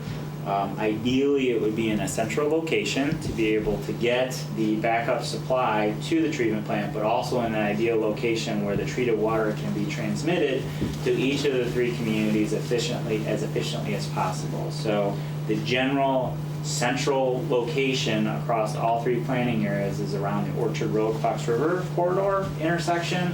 So from a planning perspective, that's where we identify things. It doesn't have to be there, but of course we need to start somewhere and evaluate what the costs are from that point. So water treatment plant there, and we need to pick up backup supply. So this just shows you the transmission network of bringing these backup wells to the treatment plant so that we can treat them and continue to maintain a consistent water quality, whether we're using the Fox River or we're using the backup supply. It will be consistent across the board. So that's just a schematic showing going up to Oswego. All the Oswego wells are in green. Orchard Road is the north-south run there, running down Mill to pick up another one of their wells. You come west to pick up 2 of Yorkville's wells. That's wells 8 and 9. There's actually already a raw water main between 8 and 9, so we could just we could just use that flow through that pipe. Suggesting that for Yorkville, a new well would have to be drilled, well number 6. You actually currently have a site for that right next to the elevated tank out there. But to have sufficient backup supply, we need to drill a new well there. Montgomery would also have to drill a new well to have sufficient backup supply. This is well number 17 that's located there. They have 14 and 15 that are on the west side of the community, so tying that into that transmission network seems to be the most cost effective. We need to add yet another well, and the cheapest location to do it, because it doesn't require a transmission main, is right at that water treatment plant. So that would be a new well that's added in and cost associated with. And then Oswego has some in the southern portion of their planning area that can be connected as well. Jim, Yes, sir? there's a lift station right where you're talking about for the treatment plant, right, for Oswego? It is on the north side. So yes, there's a Fox Metro lift station that's in the northwest corner of like Orchard and the Fox River. Okay, and then this location, kind of centrally located between all 3 communities, is the property that you're talking about for this particular area, who owns it along the river? There's a couple different properties that could be looked at. I mean, we're looking for 15 to 20 acres probably. More is better, Right. obviously, just in case. It's my understanding that the 3 communities have talked about sharing services, maybe even having a maintenance garage along in this area, whatever it may be. So we've tentatively started to look at properties. Is there open space of the 15, 20 acres? There is. Mm-hmm. I don't know specifically who owns them. Obviously, I think if you went down this road, and we think that if you're thinking this is a good possibility, that might be one of the first work items that you really think about hard, is approaching some folks in that area to determine what, from a pricing perspective, size, etc., makes the most amount of sense. Just long term too. I mean, the initial action item is, buy $5 million worth of land, basically to plan for this capital item that's going to be, $80 million and 20 years down the road. What would you do with it in the meantime? Even a fleet maintenance garage from a joint use perspective would still be expensive. So, first thing we thought of was, it'd be recreational open space or something that would be low impact, low cost, that you'd be able to say, if we were to acquire this, it would at least be of joint use to the public in all communities until the time comes that we actually have to turn it into, a joint industrial use. So that is, it's a 5 or 10 minute conversation as part of the broader meeting that we've had, but that was, initial brainstorming idea. Okay. 'Cause I know the initial investment of buying the property is just one small piece, but it's more of this ball ain't gonna start rolling for a number of years, but that seems to be the most crucial of the pieces besides the initial agreement to work together. It is, and it still would be a pretty significant investment for each community. Right. Based on our capital needs for roadways and other things, it would have to compete as a priority against other items. Right. Well, right now that spot is Oswego, right? So Yorkville would never have ownership of that. They're not annexed. Well, I mean, now we're getting into governance discussion, Right. which is something that CMAP had expressed an interest in assisting us with. But, whatever we end up doing with, joint use and ownership of this site, it's going to have to be hammered out in an intergovernmental agreement that clearly delineates ownership responsibilities, whether you form a new entity between the three organizations, or you have one organization basically serve as the, the title owner, and then the other two just have like use rights to it. I mean, those are some pretty complicated issues that Right. we haven't really talked about yet. It could sour in 50 years. This location is just downstream from Fox Metro. Does that create any issues? No, it doesn't. I mean, the reality is anywhere you're on the Fox River, you're downstream from a wastewater treatment facility. So Elgin's downstream, Aurora's downstream. Obviously, you would put in the appropriate level of treatment to treat whatever is in the Fox River, including from the wastewater treatment facility. Thanks, Jeff. Sure. We had talked about that at one of the meetings, and depending on, low flow of the river and some other things, a pretty sizable percentage of the capacity of the Fox River can be, directly attributed to wastewater treatment plants. So we're already using it. So that's backup supply. Bring it to the treatment plant, we treat it. The next exhibit here is just to show you how water is distributed. And it's a very busy exhibit, but that's partially for a reason because it's kind of a complex topic. We talked about Yorkville, you have 4 pressure zones across your community. Well, your other communities, your neighbors have multiple pressure zones too. So Montgomery has 3 and Oswego has 3. When you're pumping water from this location and you want to put it into a point within their system, you need to match the hydraulics of a pressure zone. So we did this exhibit to say where do pressure zone hydraulic grade lines align across the communities and how can we minimize the number of pumping galleries that we need. We think it can be accomplished with 2. Here's your water treatment plant in the middle. One line are coming from one pumping gallery. The red pumping gallery for this instance would run up Orchard Road. From a planning perspective, that would be the Montgomery feed. And because it's Montgomery and Montgomery only, the cost for this feed have been applied to Montgomery. A second pumping gallery would be the orange pumping gallery because the hydraulics of Yorkville zone is different than Montgomery zone up here. That would be a line that goes across the Fox River and goes down Route 34 to feed Yorkville system. Off of that line actually can pull water for Oswego's west pressure zone 2. So in the cost estimates, we've shared the cost between Oswego and Yorkville on that line because it's providing water to both. Also on the orange line would be a second feed to Oswego, which is still feeding this dark zone. And then a third feed would be coming south down Minkler to serve Oswego zone.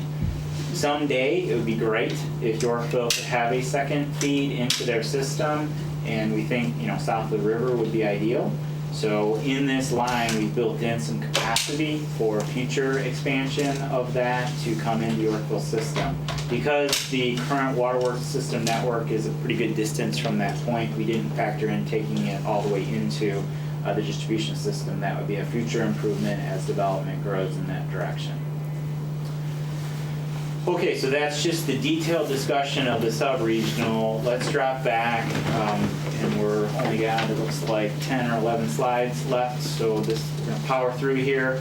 If we think about what alternatives are available or at least feasible for the communities, although each of them, have sustainability questions, some are certainly more sustainable than others, we divide it up into 3 alternates.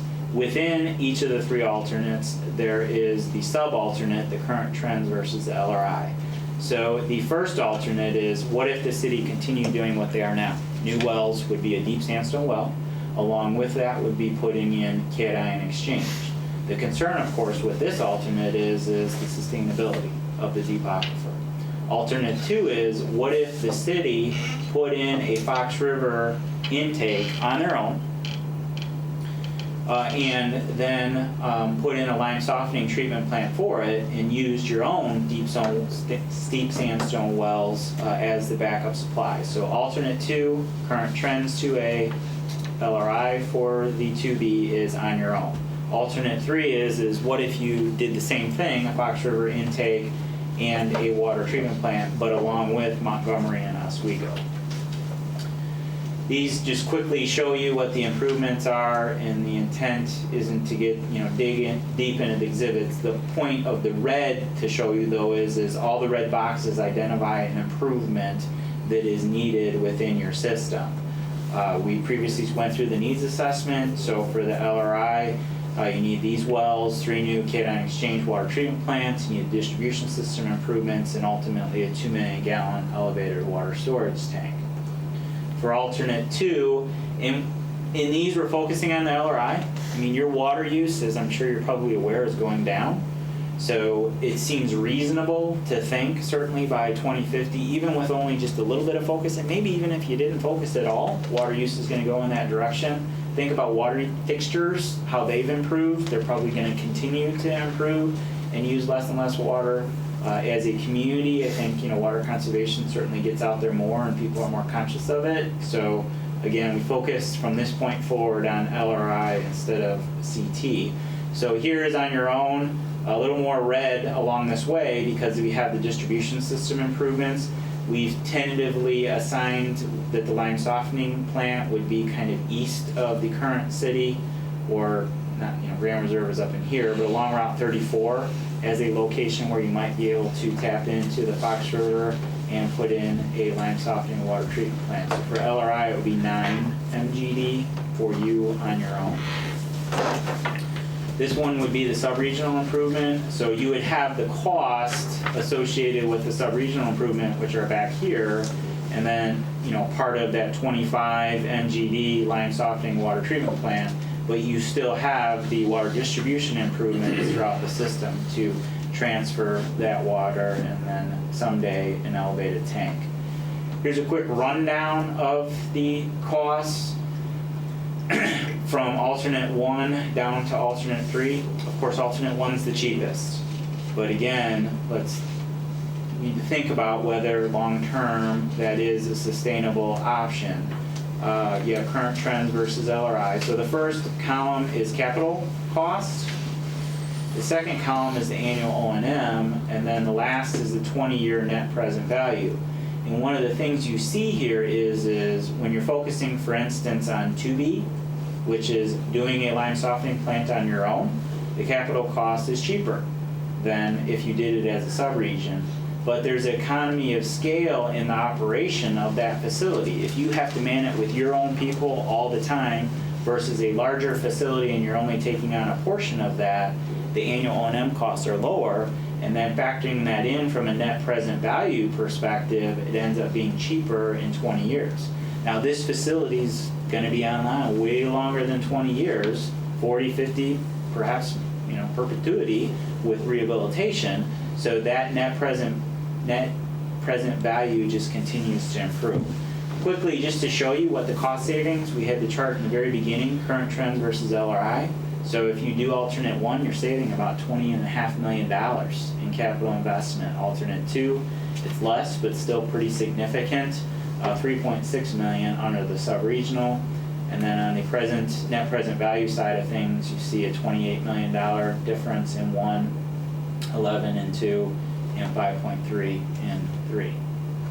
The last thing is just to confirm, these capital costs are your portion of the sub-regional. This isn't the total sub-regional, it's your portion of it. Try to put things a little bit in perspective of where you are today versus what it would look like, in the future. The minimum cost for the city to implement a Fox River intake and a lime softening treatment plant on your own would be about $57 million. So the previous slide had higher numbers than that, but some of those were the water main replacement that's not necessarily mandatory. The elevated tank wouldn't be required right now because you have capacity. The minimum cost then would be $57. If you go as a sub-region, then it's about $68 million.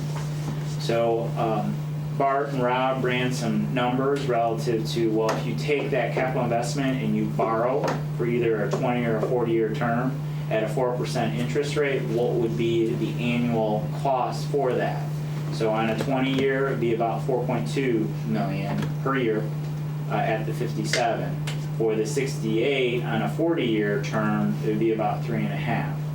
Now, as the comparison, your water sales for FY17 are projected to be about 2.8. So this would certainly require a rate adjustment to bring in the revenue that's needed, but it's an investment in sustainability and investment in the future. This is just meant to show you how things compare for the other communities. So we went through you specifically. You might be asking yourself, well, how does it look for Oswego and Montgomery? And on the chart to the right, we have the blue, which is the capital on its own, the light blue. The dark blue is the capital if you go in as a subregion. So for all these across the board, it's actually cheaper to go on their own. Oswego is much closer just based on the size of that community. However, if we shift over to the green where we're looking at the net present value, the lighter green is on the own, and the darker green is if you go with the subregion. And certainly for Oswego, it's cheaper for the subregional. This is just the 20-year for Yorkville, and it's cheaper for Montgomery. It's actually slightly less for them going on their own. If you push it out to 40 years, that gets much closer and is pretty much about the same. So projecting, again, future beyond 40 years gets to the point where for Montgomery, the scale tips as well. This then is, okay, what we're going to show you in the next slide is if you guys even said, yes, let's do this, all three communities, let's go, it's probably about 9 years to get this system online. So if you push forward from today in 2016, 9 years to 2025, what might be a typical water bill for a typical residential customer and just for the supply, treatment, and transmission?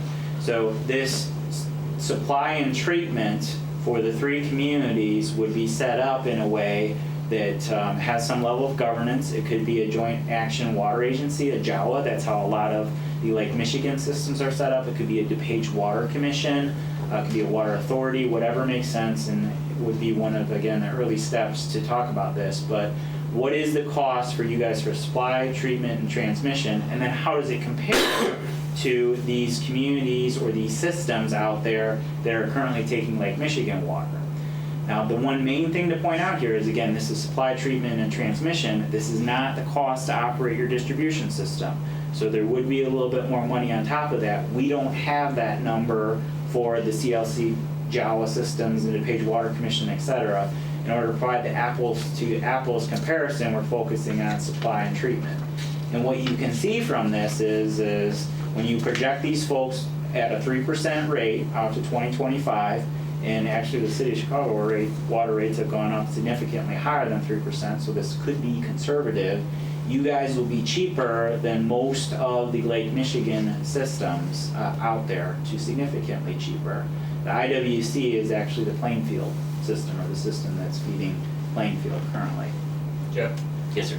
How does this take into account that with the water efficiencies of fixtures and all that, as things become more efficient, we have a scale of what we have to bring in as revenue to offset our expenses. How does the water efficiency and that need for revenue offset and keep the costs effective and not raise them so dramatically to offset all of these savings of water? So this graph assumes that a typical residential monthly usage is 7,000 gallons, which is kind of average these days across communities. So if you drop that down to 6,000, then the water rate would have to go up, but since you're using 6,000, your cost would be about the same, assuming that other people end up using more and you have a tiered approach. So with a system that's trying to promote water conservation, a lot of times you will have a tiered approach. So those people that end up using less water end up maybe paying the same amount or slightly less, but those that end up using more water because they're watering their lawn or they're doing something else, because your system was sized to meet that maximum day demand, often people will charge them more. If you don't, if everybody has the same amount, you do certainly have to recover sufficient revenue to meet the debt service obligations. The total doesn't change, of course, based on the lower water use, but the cost per residence might have to go up.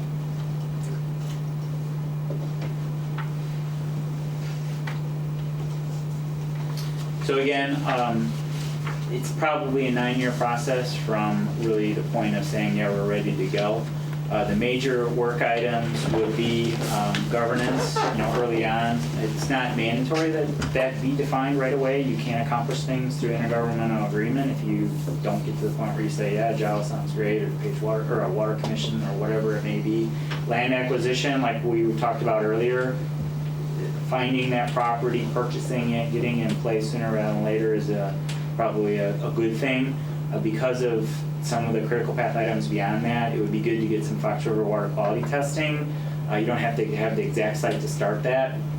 Aurora and Elgin were very nice in sharing a lot of water quality information for us, and we use that for this purposes, but when we're getting down to the design of a facility, it would be good to have very specific water quality information, so we think that a couple years of water quality data near the intake would be good. Pilot testing could take place, so if you know what the water quality is specifically, you can bring in some small scale treatment units to go through the pilot testing to confirm that it's able to take out the parameters that you need to. Then when you have all that information, it's probably when you're starting to get into the design engineering.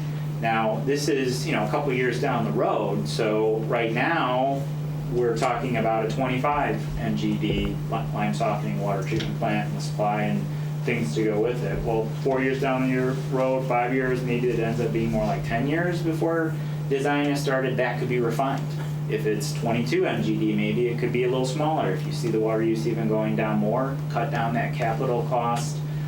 There's just time, again, in this process to continue to reevaluate. It's not set in stone now, or even when we put it in the report, because there's periods out in time where reassessment can take place. Project financing will be key.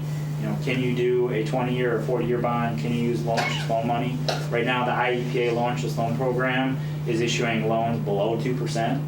So that would be, much better on the annual debt service.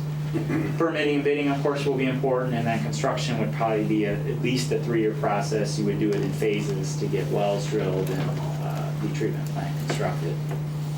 So what we envisioned the potential next steps are, of course that's up to you as a committee, where you want to take it from here, is if you want us to go to a city council presentation, most likely in June was I think the thought, we could do that so that the whole council can hear it.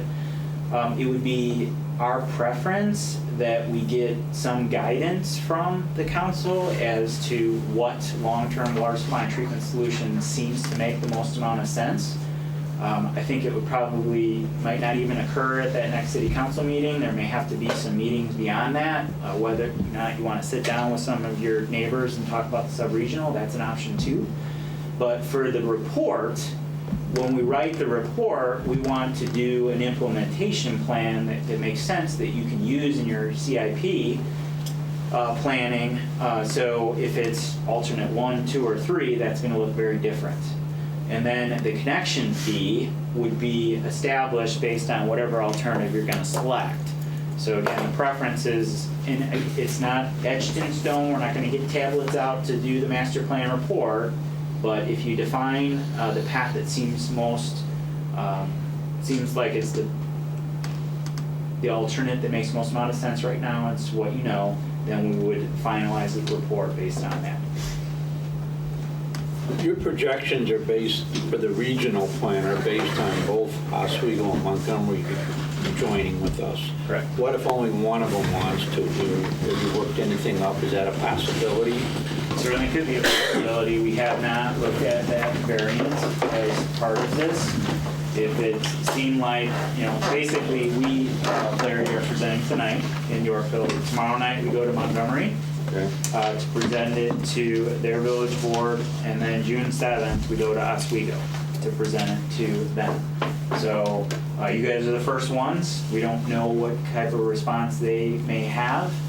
If that seems like it makes sense, some sort of refinement, if one of the communities is expressing maybe not wanting to be part of it, we can certainly go back and reevaluate that if appropriate. I think it would make more sense to come back to our full city council only if we get some feedback from those other communities. And then the other question I have, and maybe I missed it here, but is there potential for any federal or state grants to offset the cost here? Well, the state is having some trouble funding their own Yeah, I've heard that. budget. There's not really grants that we've heard of. There's essentially everything's moving in the direction of loans. So loan programs. So the state has a loan program. There's actually a federal program called WICIA, where for larger projects, and this might actually fall more in that category, they're issuing bonds to be able to essentially set up loans, but getting grant dollars seems unlikely. We would certainly continue to look for it as an option, but to be honest, it just seems unlikely. And Larry, I would add that historically, water has never really received grants, or that's not been something that's been offered by the federal government. Transportation clearly gets grant program. It's forecasted that over the next 50 years, there's going to be over $1 trillion in waterworks improvements needed in the United States to catch up with aging water mains and other things. Whether at some point the federal government looks at that and says, you know what, maybe a grant program would be something that's useful, I don't think any of us in this room could really guess. Wouldn't be beyond the realm of possibility, because major systems have been funded before. That's how wastewater really got its start with Public Law 92-500, when they funded wastewater construction in the 70s. So I think it's something we'll have to wait and see. I think the most prudent approach right now is to basically prepare yourself to pay it yourself, and then if something else does come out of it, then it's a bonus. But I don't think you can go into it thinking you're going to get any major grants. I got a couple quick questions. Just funding in general. Right now, our current budgets get pretty hairy in between 2020 and 2015 or 25, 2030 when some of the bonds get paid off, right? So that's not going to be an ideal time to take on a huge amount of additional debt with the current debt that's already projected out that far. Is that true? No, and I think the size of the debt that we're talking about, there's never going to be an ideal time. Even if you paid off all of your existing debt currently. But we do have already significant debt as far as money available come the middle 20s, right? Or early 20s. We've got about $45 to $50 million in outstanding debt currently. So if you look at the cheapest, regional approach is $68 million, and that's the scaled down version of it, of what you would need within the first couple years of the project. Not even the full 80 to 90 million that you're expected to have over the next 10 to 15 years. So yeah, it'll make it a little bit more palatable, because we'll have existing funds that should be available to offset it, but you're still going to be either banking on massive new growth, which then you're just offsetting yourself with more capital costs, or some sort of rate adjustment. Okay. Did you guys look at bringing water from the west? I know because of the fault, there's water to the west, and we've concentrated this water from the east and the Fox. In the study, did you look at bringing water from the west and what it would cost if it came from southwest of Sandwich in that area? We did not look at that. I mean, because there'd be less infrastructure you'd have to plow through for piping and all that kind of stuff. I don't know. Something I haven't heard anything about from the west side, if that was ever even discussed. That's why something that I thought of. Sure. So if you went west, you more than likely would have to still go into the deep aquifer Yeah. system. So now you're drilling, new wells, but then you would have to meet as many as probably your existing wells. So under the less resource intensive, we have 5 existing, 4 new. So now you're looking to locate 9 wells somewhere. Typically, those need to be at least a mile apart. You would then have to, of course, treat that water somewhere, and then you would have to transmit it across Plano or wherever you're jumping across, and set up a corridor for that whole transmission pipe, etc. So I think while we didn't do it specifically and just kind of reasoning it through, it would be more expensive. The other reality is while there's a pretty big pumping drawdown in Yorkville, Montgomery, Oswego area, there's still pretty significant drawdowns going west. I mean, you'd have to get really far west to the point where you're getting outside of that major cone of depression. So the farther you go to become more sustainable within the aquifer, the higher the cost is to bring it back. So you're gonna have to ask permission from other counties and agencies just to. Well, I'm just saying compared to what it sounds like. Yeah. I was just thinking compared to what it would cost you to bring Lake Michigan water out. Sure. It's probably cheaper coming from the west than it would be to do that. So that was just my thought on that. And the other thing that I'd mention at this point is, what's the insurance when we start going into the river, Fox River, for that? Let's just say hypothetically, because I've read about it, that someone said that someday the water might be more expensive than the oil is in this world. Oh, sure. And what if water becomes that valuable? I see what they did to the out west to Colorado, where what's like when you get to New Mexico, that river is shrunk, hardly anything.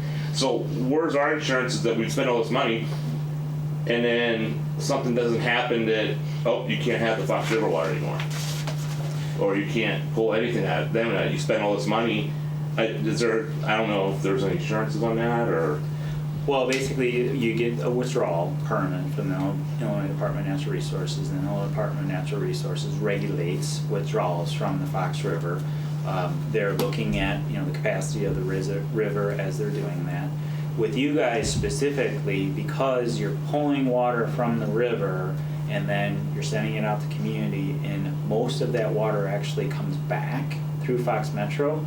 It's just a big circle, so you're not really like pulling water out and not returning it ultimately.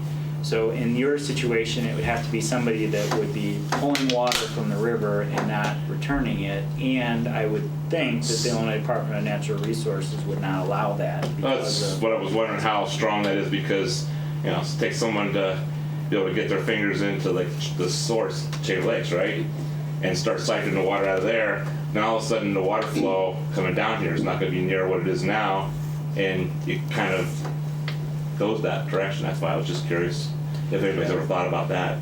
There's a regulatory environment set up that I think we can be pretty confident that we can have that challenge.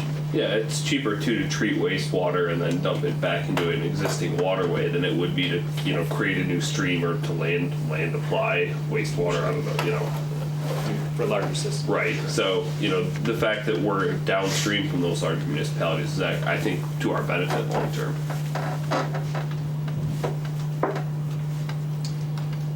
Quite an informative presentation. I was interested in where I grew up in Ohio, and we had the Ohio River. It caught on fire, so you probably don't want to drink that water. You can now, I guess, but it did. It actually caught on fire. Just doing my days. But we have a lot of reservoirs, like Youngstown, Ohio. The city's water, they have Meander Reservoir. That thing's got a wall around it. It's literally chained up. You can drive over on the turnpike, but and that's their water source. It was amazing growing up that everyone wanted to go fishing there and you just couldn't get in there. If you got caught in there, you were in trouble. So it's just something that I don't know. They don't do it around here. It seems like. Yeah, unfortunately, it's just the topography of the land isn't as easy to accomplish that. That could be a backup supply separate from, say, the wells. But it's just, again, the topography. As you go out west and you have more mountainous, and you can put in dams or reservoirs you can hold a much larger volume of water, like Mead, for instance. That works out better, and I'm not familiar exactly where you're at in Ohio, but it must be just that the topography is able to accomplish it there. Here you just can't.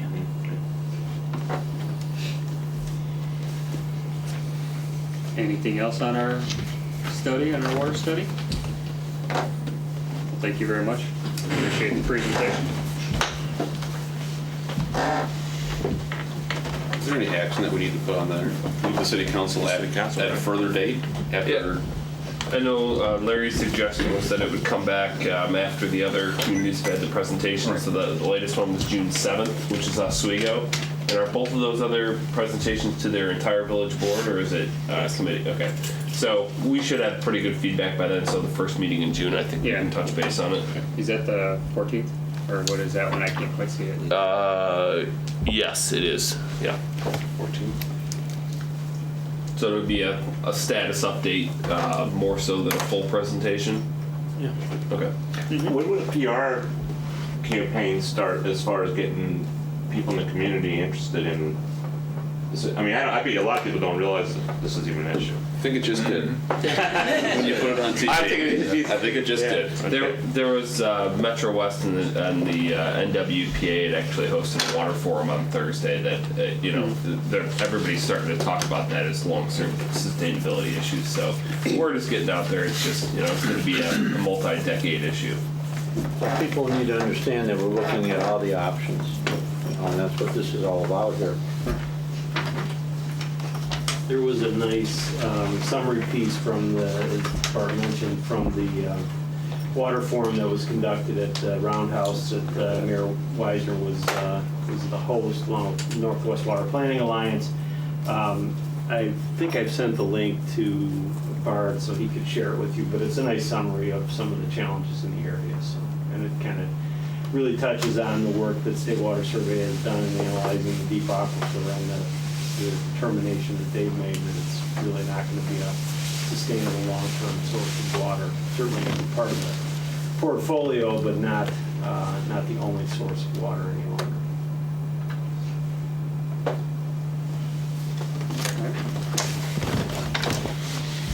2016-30, the 2016 sanitary lining change order number 1. All right, change order for consideration this evening. If you recall, I believe at the March meeting we saw the bid results, and we had recommended award of this project to Visu Sewer.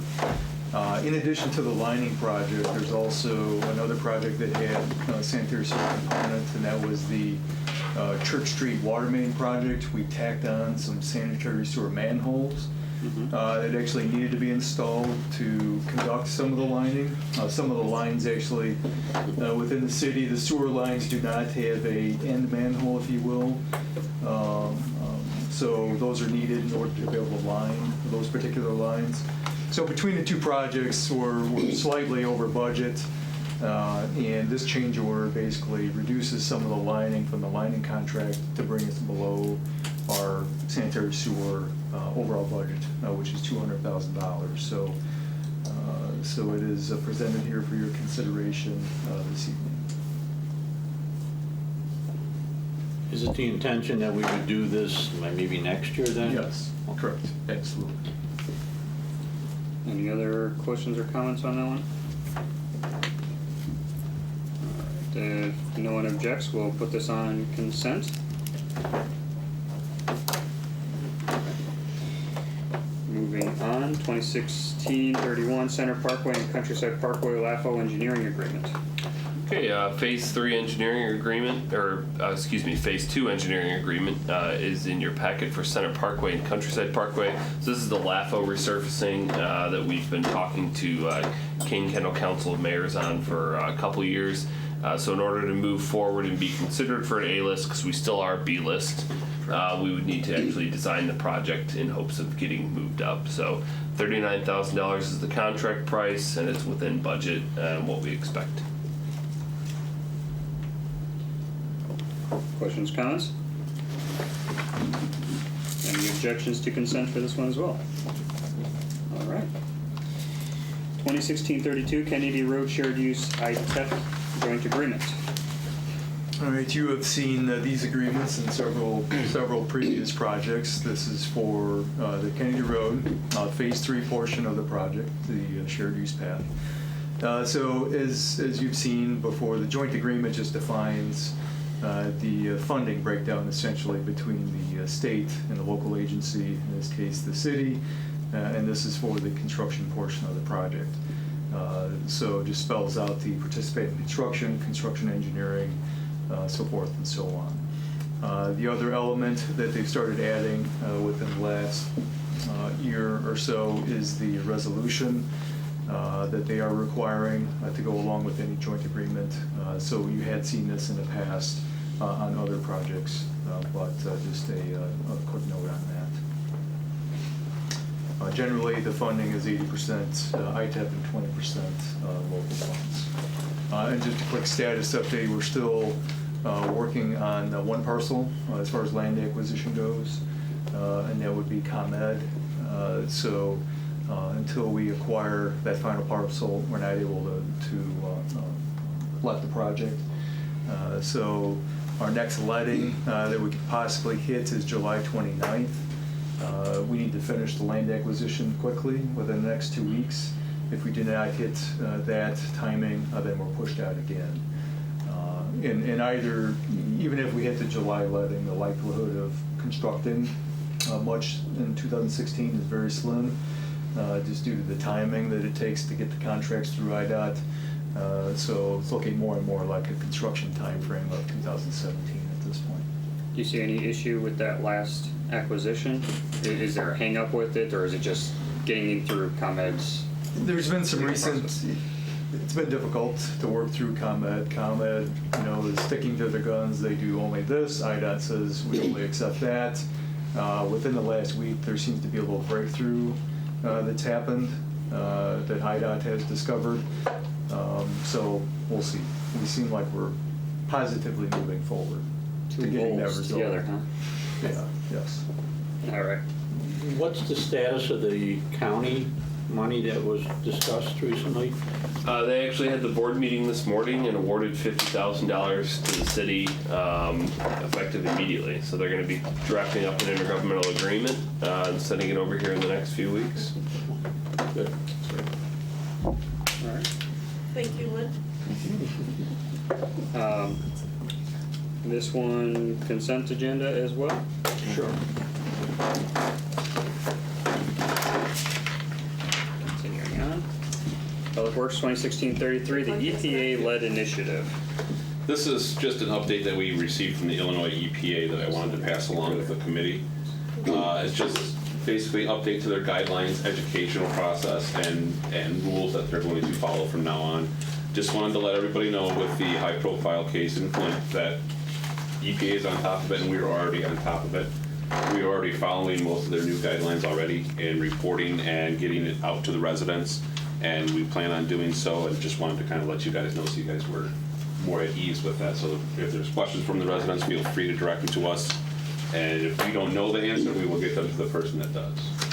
I think this is good. The health department had a couple comments in the paper recently about lead and recommending that you test your water. So I think this follows on the heels of that to vent public concern to show that we are being proactive and trying to make sure that we don't have those types of services. Absolutely. So just so I'm clear on this, if you've got somebody in the old part of town that may suspect that there's lead pipe, which you haven't run across yet, right? Not from our end. There could be private ones.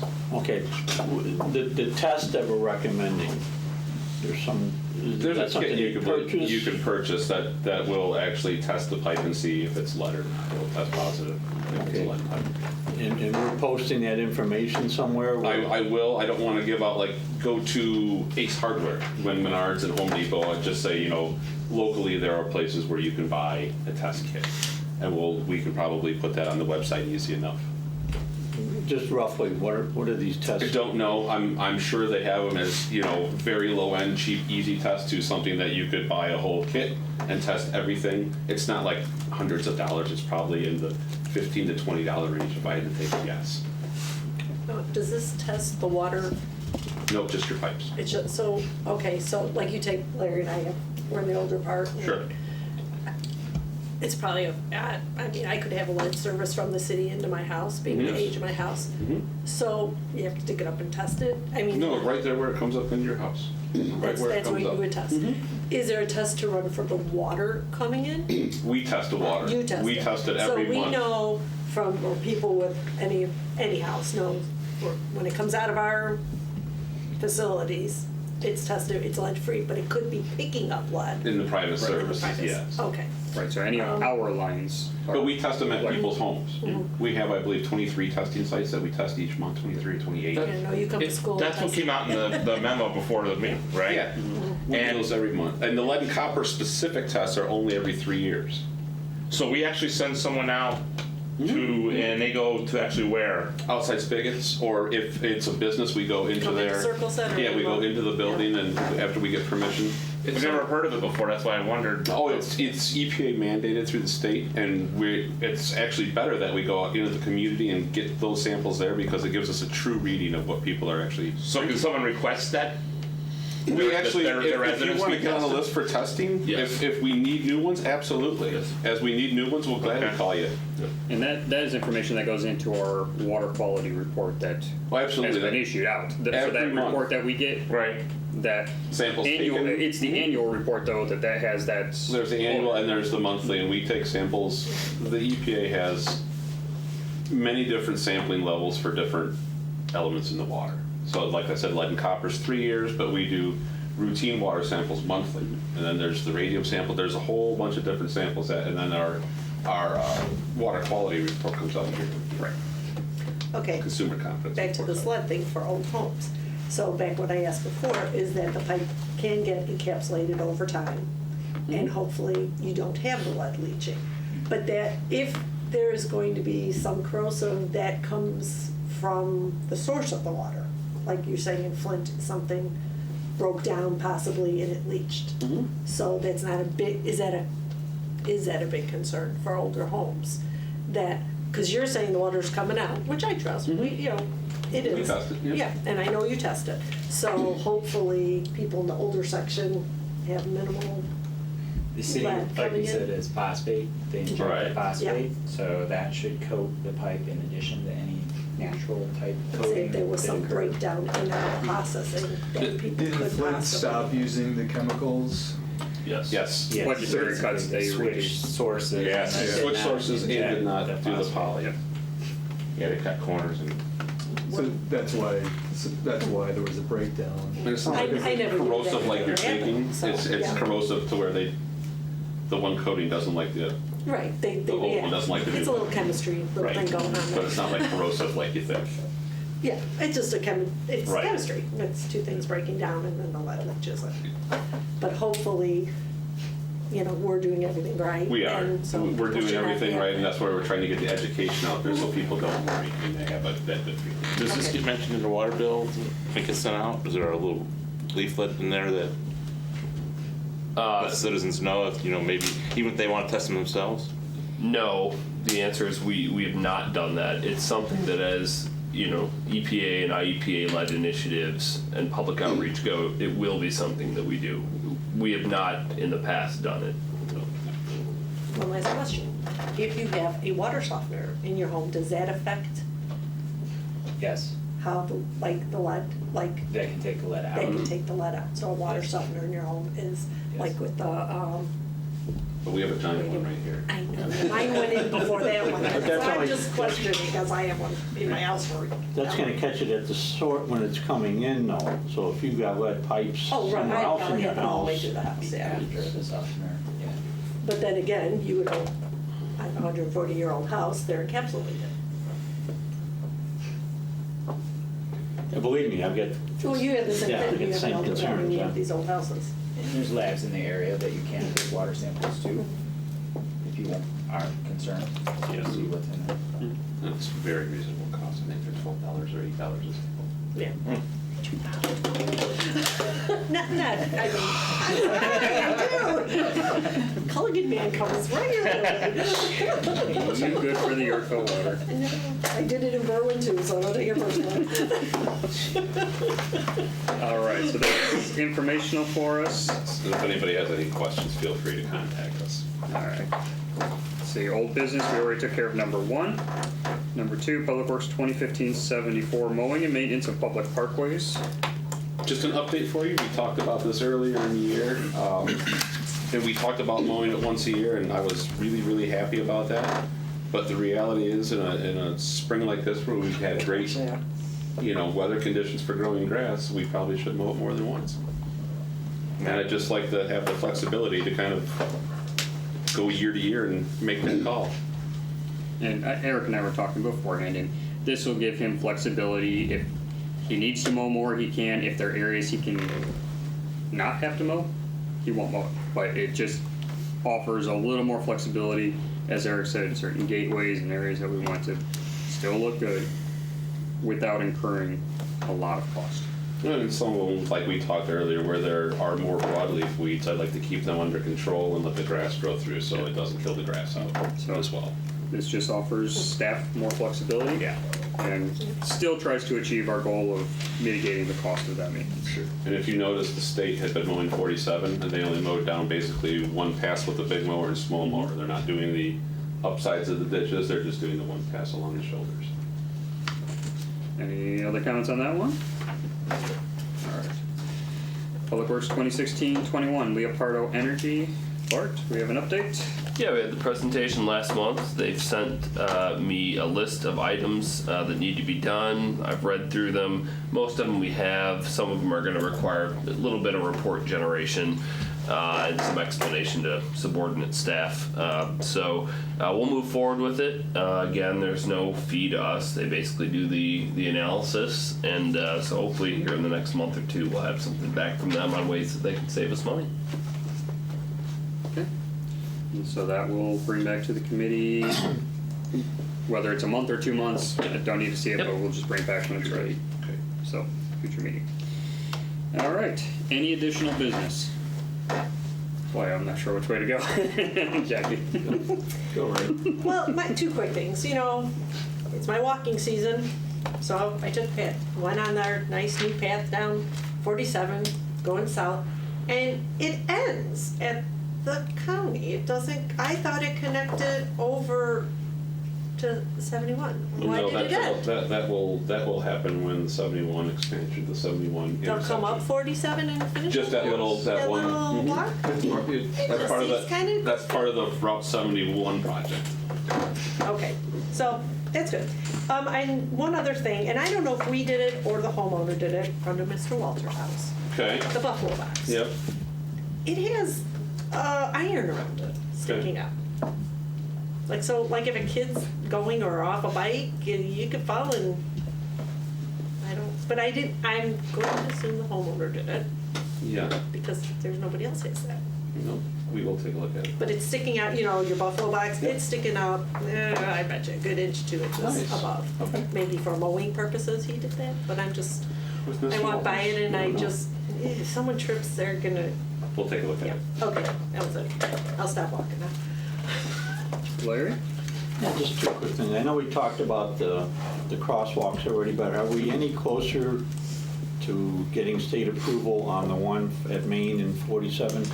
We have the state approval. What we're going through is the final paperwork, if you will. So we have to obtain a bond, and actually I just got the signed documents back yesterday from Lisa, the mayor, and city clerk just signed those documents. So the next step is get the bonds in place, and then we'll issue everything to IDOT, and then we're ready to go. Realistically, when would you say this may be actually installed? I don't know if you've ordered them yet, Eric. I've You're not. waiting on As soon as they were signed, I can order them. I would think within the next 4 to 6 weeks. Easy. Is that a big deal to put those in? Huge. No, we'll get them in. Okay. Second thing, Church Street, with all the work going on there, with summer quickly approaching here, is that going to be done in time for the parade and that? No.